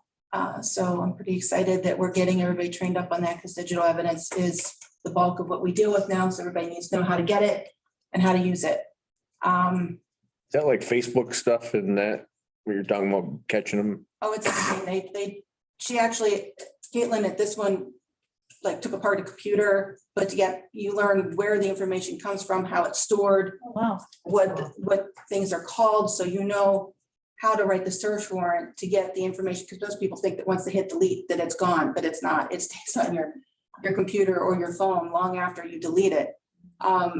So when you think you hit delete it, and it's not always gone. So you need to have that information and that knowledge to make sure that we're doing appropriate search warrants and investigations and getting that information we need to make successful prosecutions. With regard to the audit that Judge Klaus was here speaking about, that is a security audit. It affects my office as well as friend of the court because we received Title 40 monies for child support. But I did want to note, and I'm not sure if Judge Klaus was aware of this or not, but there is a Teams meeting scheduled tomorrow from 1 to 4 regarding this with, and I'll even tell you what the description is that they sent us. It's the purpose of the meeting is to review the questionnaire that was completed. Questionnaire and any evidence is expected to be completed and uploaded by close of business on April 11th. And they plan to cover business questions at the beginning. So if any help is needed, they can assist. So, I mean, there is a meeting and the attendees for that meeting are my chief assistant, Mr. Cuevas from Dew Point, Mr. Bellinger, Ms. Allman from Dew Point, Ms. Rose from Dew Point, and Ms. Raymond, who is our friend of the court, have all been invited to attend this meeting. So it seems like there is progress being made and there are meetings regarding this audit. So the only thing I would say to that point is because how things progress affects my office with regard to this. Sure. I would appreciate it if you would keep me in the loop regarding any discussions that you might have regarding this particular audit with Judge Klaus. Can you or Jesse maybe give us an update on what happens at that meeting too? Yes. Yes, if whoever's, yeah. I would like to also point out, Michelle, that when I sent the information to the board, Jesse and I had talked about it before. And I informed them of the conversation that I had with Jesse and what had happened. He did respond to the questionnaire. And he also informed me that they had scheduled a meeting to go over the questionnaire with him at the end of this month. And everything seemed to be good according to what he had heard from them. So I don't know what happened from there, but I do know that he got a good response from them after the questionnaire was submitted. And I was part of those email loops and Mr. Bellinger was responsive to the times that they sent emails. So, I mean, I was there and during the email debacle in 2020, I was part of all of those phone conversations that occurred with the state. I think I only missed one. And at no point in time did I find him to be non-responsive or. There's a communication breakdown there somewhere. I think that there are different views of how things were handled and people are enmeshed in their views. Okay. Is my assessment, but I'm sure that there are, not discounting anything that was presented by Judge Klaus. Clearly, you know, she's having direct communications with the state court administrator's office and, you know, they have their communications presenting those. I would like to, in close, I'd like to ask again when you intend to revisit wage discussions regarding my office. We're training attorneys, but I'm going to tell you, we aren't getting any applicants. We are not competitive. And I've got 3 attorneys who are wondering if they're going to see raises because they haven't seen them. Those positions don't see them routinely until they're vacated. And we can't have that. So I need to know what progress is being made so I can discuss with my staff what they can expect. We are getting together numbers, figures, ones you supply, ones we're getting. We are in the process of making a recommended proposal. And as soon as that's available, we will get it to you. And are you having meetings? Not as we have not met since the last time we've met. That's the last time we've had a meeting. Okay, and do you intend to meet or? We will have to meet before we bring this, we need to get it okayed by the board, and we'll have to meet before that, yes. Are you gonna advise me or any? I will definitely advise you. Okay, Yep, because I'd like to attend the meeting. and I've got zero issue with that. Okay, thank you very much. I appreciate it. You bet. Thank you for your support of our IT. I just call it like I see it, ma'am. John, you out there? Dwayne, you got anything for us? Good morning, everyone. Good morning. Just a few things. Unfortunately, in the last week, we've had a lot of serious traffic crashes. The road folks have been really busy. Jail as well. We have 69 feds as of this morning. They're definitely busy, trying to keep some room for the courts. Like Lori and Michelle had said, there's some upcoming trials that we have obligations for the courts and DOC as well. Next month, I've been in conversations with county administrator. We're gonna have to come in front of you guys. We have a situation with dispatch. They've been so short-staffed the last couple of years. Some are gonna lose some vacation time. So I am gonna be coming to you and asking for a payout at straight time. Bonus for the county is you're gonna actually save money, because if one of them uses vacation, it's gonna cost time and a half for overtime to cover it, because we have a shift minimum. It's already allocated in the budget. Pretty simple process. Tracy and I are just making sure there's nobody else. And again, that is a millage fund. They have the money. So it's pretty simple. You'll see that next month. Other than that, community events, been busy. We had the healthcare in Farwell last weekend. Michelle covered the crime victims' rights ceremony Sunday. The Freeze 5K is coming up at the end of the month, April 30th. Last week was National Telecommunicator Week. I don't know if you guys saw that from us. We also have National Correctional Officer Week coming up first week of May, and then mid-May will be National Police Week. So if you can take a moment, please thank all of those folks. I also want to give a kudos to our clerical admin division. We have a great team. I'm very grateful for everybody that's there. And that is it, unless you guys have some questions for me and the sheriff. I don't. I'm good. Thank you. Thank you, Dwayne. Thank you, Dwayne. Yes, you got anything for us? Sure. I think it might be appropriate to use my time to maybe answer some questions and shed some insight from the IT perspective on some of the issues that were brought up with court technology and security. Yeah, I guess, what did we refuse from the state of Michigan that is being subjected, that is bad? The thing that I'm aware of that we refused from the state of Michigan is when we had our email hack of server, our insurance company provided us a incident response team, very, very professional group of people that are the ones that come in and make sure that everything is secure and make sure that we're working with our team to develop a plan that we had to get out of the situation that we were in. It would have been counterproductive to involve help from the state at that point, because the incident response team from our insurance company was already embedded in that operation. And it would have been a situation of too many cooks in the kitchen, and we would not have been able to move effectively trying to help both our incident response team and the state at the same time. The next question I had, if we did that with our insurance company response team, did they send a report to the state?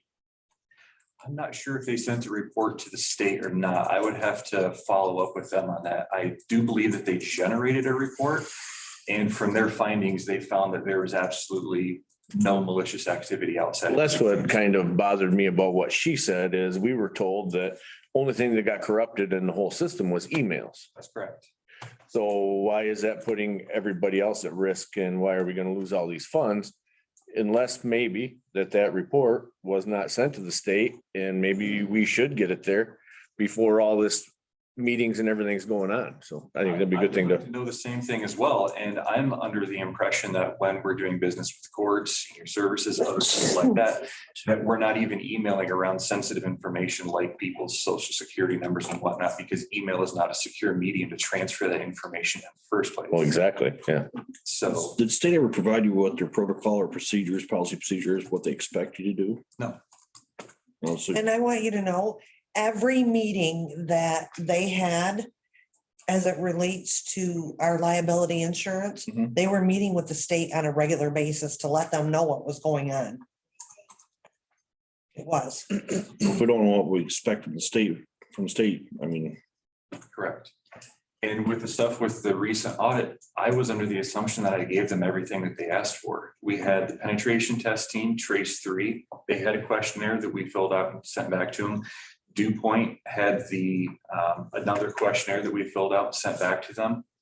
I had an email back from Dew Point that they scheduled it out for a later date that actually worked better for everyone because we had a lot of stuff going on all at the same time with our lien audit that we were in the middle of. And the email I got back from them said, hey, great, thanks. I'm glad that we found a time that works great for everyone. They sent me a calendar invite for the meeting that's actually happening tomorrow. I accepted the invite and I thought everything was good until we got the letter from the state. So And you have all those letters that can be, I can find them. They're all still in my email somewhere. yeah, that would be good. it's hard to hit the bullseye. We don't know what the bullseye is. It is. And I don't know if because they subcontracted it out to Dew Point and Trace 3, if interacting with the Dew Point and Trace 3 teams, if that information did not filter back up to the state. I don't know if there was a contact that I should have been emailing at the state to tell them what we're doing with Trace 3 and Dew Point. I'm kind of at a loss with this one. And the scale letter came after you sent the questionnaire back, after they sent you the invite. That's right. To directly address Judge Claus's concerns and the state's concerns, I do think that we do need to address how quickly we can respond to their incidents. I don't know if it's better for the courts to separate from the county and get their own IT. That's very expensive. I don't know if it would be a good idea for us to try to grow our IT department, but clearly the state is threatening to drop like $250,000 worth of funding for us. And even if we don't understand why the state's doing what they're doing, we can't let that happen. So we need to do something regardless of whether I like it or not, or whether the board likes it or not. We can't lose $250,000 worth of funding. So we need to figure out what they want. First, we gotta get the guidelines from the state, what they expect. Yeah. I think tomorrow's gonna answer a lot of those questions when you attend them. And these are the questions that we'd like answers to. So if you could ask them for us, it'd be appreciated. I'll ask. For sure. I think this is the meeting with Dew Point to go over the audit questionnaire. So I don't know that the people that are from the state are going to be there. I think it's the state subcontractor that's going to be going over the information. At least we'll get why they said we had a slow response, why they're gonna pull funding because we have our technology and, it never got breached at the front of the court. Why is it suspect and why are we in trouble? Yeah. That money we spent on the new protection, is it no good anymore? It's so there's just questions that I'm asking myself, why is this all coming about? Right. And, back to the email thing before, our professional response team, they had their really high-end monitoring software on all of our servers, all of our desktops, all of our laptops. They saw no malicious activity on any devices that we had because we had already shut the email server off. So I don't know why they think that we're still at risk after having a professional team prove that there was no malicious activity going on outside of the Exchange server and moving to a secure server using all of Microsoft's modern and advanced authentication and security. With the questions you can answer tomorrow. We'll ask them and find out for you. There you go. Thank you. Anything else for Jesse? Yeah, I'd like to ask you a question. Jesse, last night I read where the United States is about to enter a very dangerous time. And there are foreign actors out there that are looking to hack in to all of our infrastructure type computers. Can we prevent that? Yes and no. You can do as much as you can to try to prevent them. It's always going to be a cat and mouse game of people are going to invent a new way to hack something and then we hurry up and secure it. Currently, what we've done to bring things up to standard is all of our administrative accounts that have permissions to edit things on our network that would have access to our network remotely are secured with a VPN and two-factor authentication. So that's an improvement that we've made within the last year that would help improve our security posture. Other things that we've always done is we try not to leave port center firewall open that we don't need, because we don't need more holes in our castle wall. We try to operate off of the concepts of least privilege necessary. So if somebody doesn't need a permission to do something, they don't get it, because we don't want those to be exploited by a bad actor. So all of these things that are being sent around by the various lists from MS ISAC, the CISA, the NACO, all of these suggestions that they're sending around are actually pretty basic security practices that everyone should be doing already. And those are things that we are doing. Thank you. No problem. Thank you, Jesse. You're welcome. Question. Okay. Me now. Well, first of all, I'd like to welcome back Jack. It's good to see your face here again. Kind of nice to see you so quiet, but I'm sure that'll change. And I'd like to thank Sandy for attending Hayes Township for me. I appreciate that.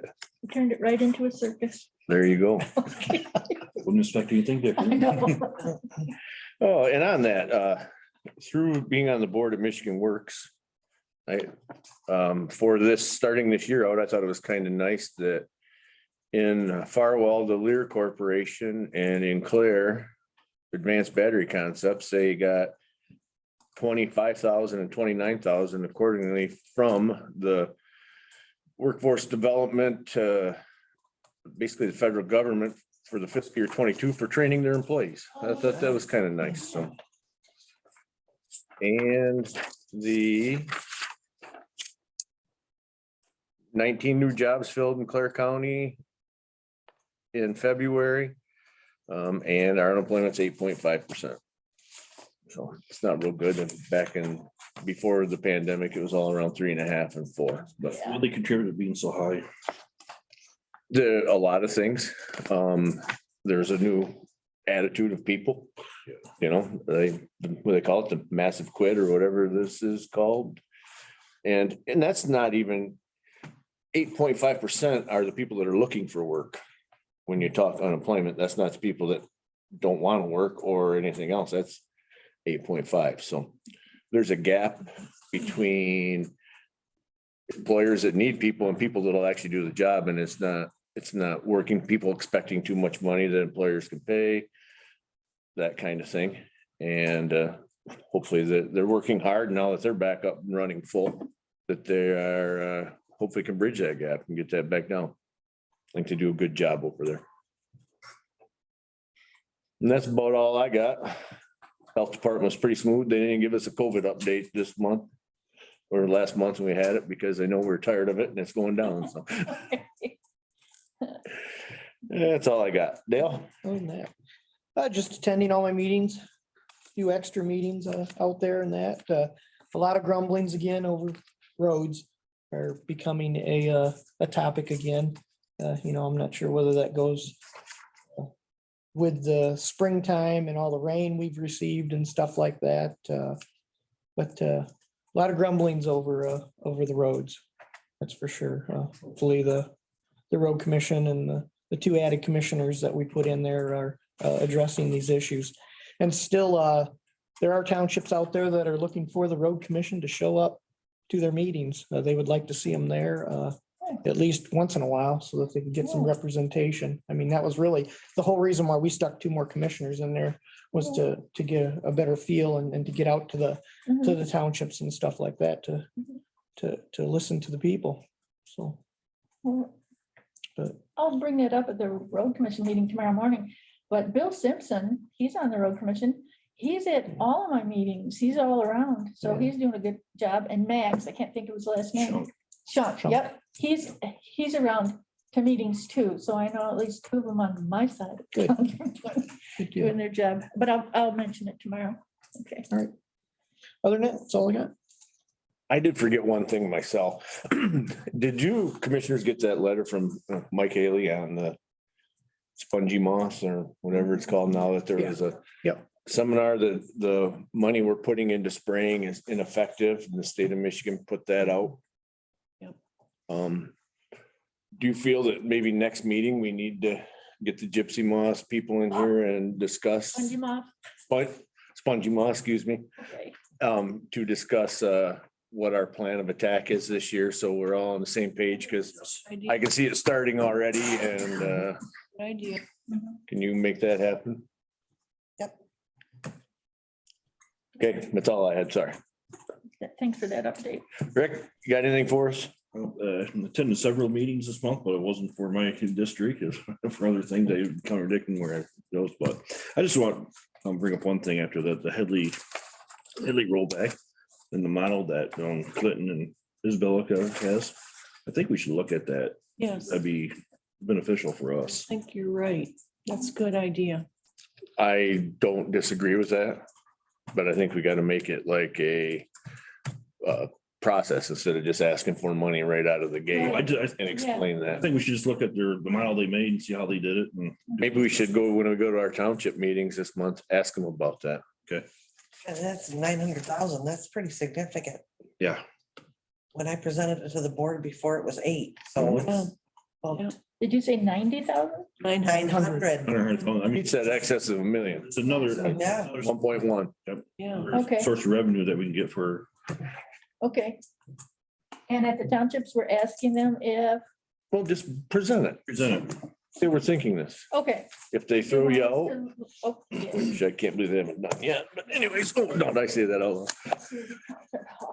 Because it would benefit them too. Yes, yes, all right. Yep. I'll ask.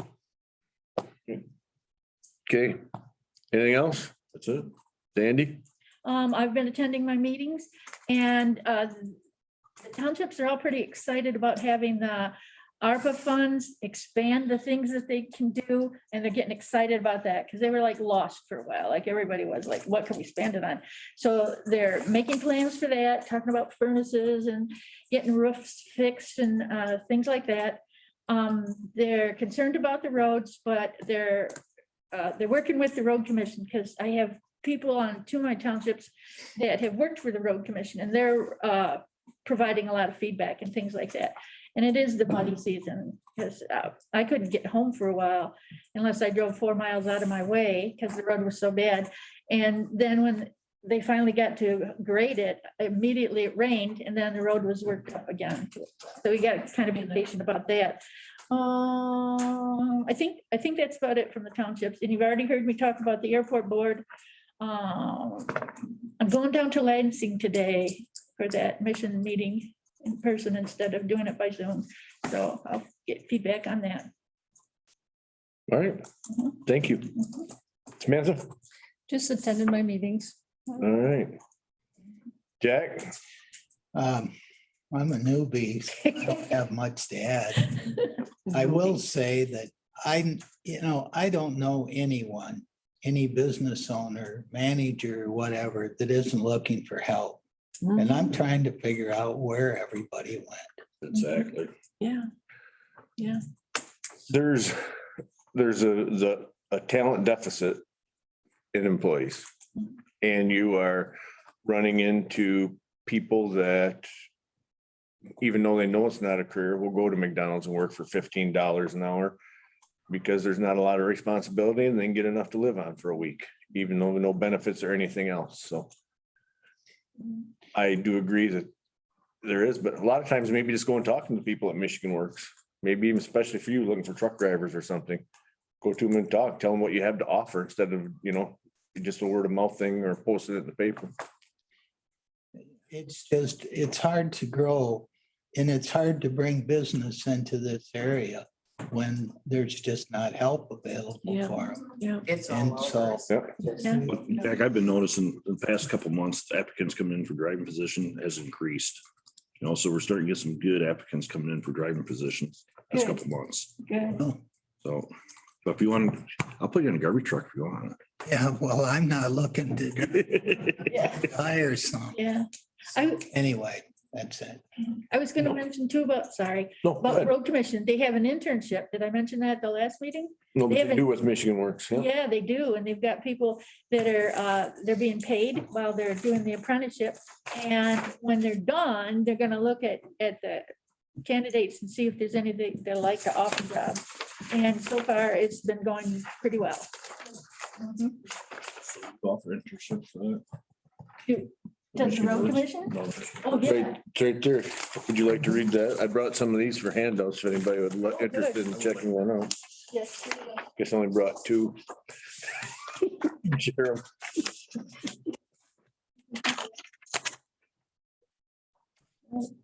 Do you ever work with interns? Okay, good. All right. Bronwyn? Yes. Thank you, Rick, for letting me take over the Northern Michigan Counties Association. I bet you missed that because it's a fantastic organization of 34 counties. And I went on the 18th to their meeting in Roscommon there. They focused on the mental health bills that Senator Shirkey has been putting out. And I don't think, hearing from our adult, the Region 7 area agency on aging, agency on aging, he has because every one of those counties were against those bills. And Representative Mary Whiteford was there to speak about the bills that she's put in regarding, doing away with his bills and managed care. Recognizes our decision makers at the local level. And her bills, House Bill 5165, I believe it is, returns money directly back to the counties, which local control, that's what it's all about. And let's see, Senator Vanderwald stated that they are putting a veteran cemetery in Crawford County. So that's, I think we have 3 veteran cemeteries in the state now. And they're looking at bills with mental health in the schools, which was brought up, school counseling psychologists. I think that's an excellent idea. And then they also got a bill through where people won't have to pay any more than $50 for insulin. So that's good. I think it's a great organization. There's a lot of ideas and really appreciated it. Nice. Thank you, Bronwyn. All right. Budget. I provided a copy of the percentages as you had requested in the past. Did you, when you were doing that, I've been looking through here. I see nothing totally out of the ordinary. Medical examiner is one of them that is a little high, but that I do know that, but I know that from the finance committee, it Yeah. seems paying a lot of, there must be a lot of deaths going on. Yeah. We should have final ending fund balance from the next auditors month. Yeah. Any other questions on the budget? Jack, you might want this piece of paper here, something we didn't have before. It gives us the funds from the general fund. Yep. And at the end here, it shows you the percentage of it used. So if there's something being used up a little too quick, we didn't allocate enough money for. Your hand. I laid it on the desk. Passed it out. Thank you. Yeah, at the very top, I don't know if you noticed that. There is a percentage at the top and it shows you that the percentage of the year that's been remaining. That's remaining on the very top. 49.86 completed. Yes. Okay, I don't see nothing totally out of whack either there. Okay, any public comment?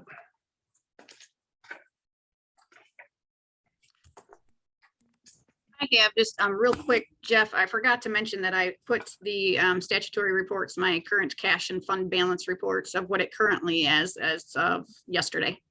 So it has the fund balances and the cashes. And then our clerk has asked me to also send our receipts one. So there's a new one on there for you.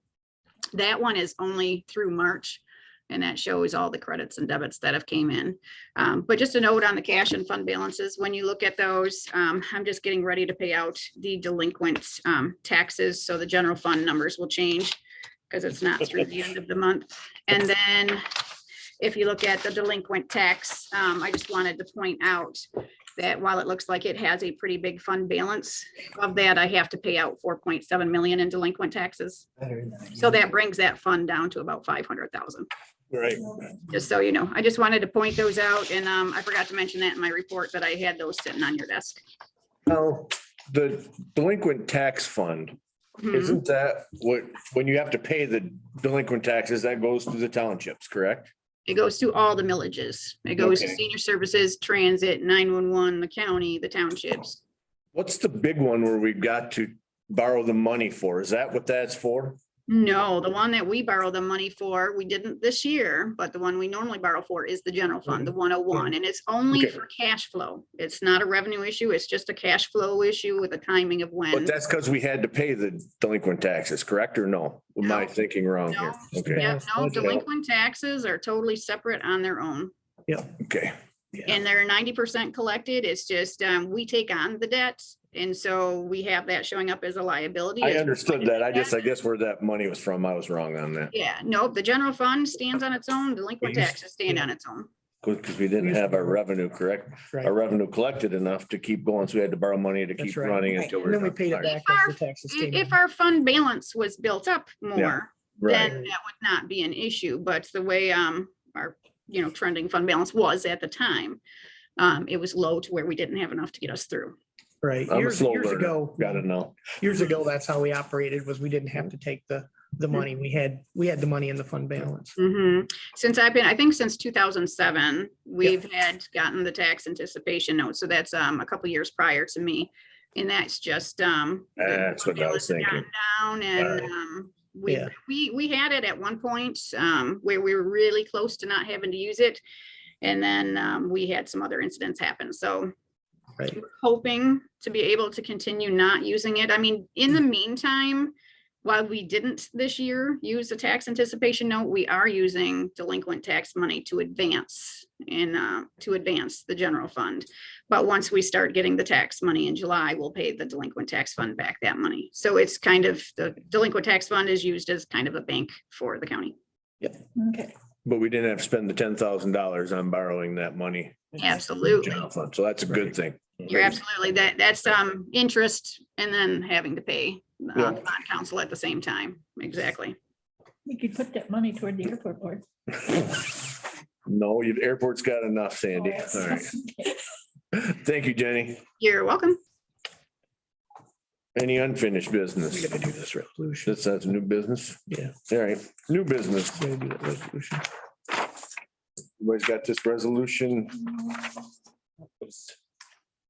Someone want to make a motion declaring April 24th, Yeah, I'll make a 2022? motion to accept resolution 2209, declaring April 24th to the 30th of 22 as National Crime Victim Rights Week.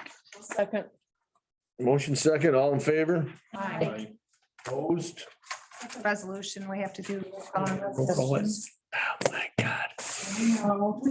Roll call, please. You were just checking. No, I didn't. I was, Yes. Asplund, Yes. Reinhardt, Yes. Pittsburgh, Yes. Bristol, Yes. Bankin, Yes. Haskell, yes. motion carried. Any other new business? All right. Adjourn. Thank you. Thank you, everybody. Sure it's shinier than.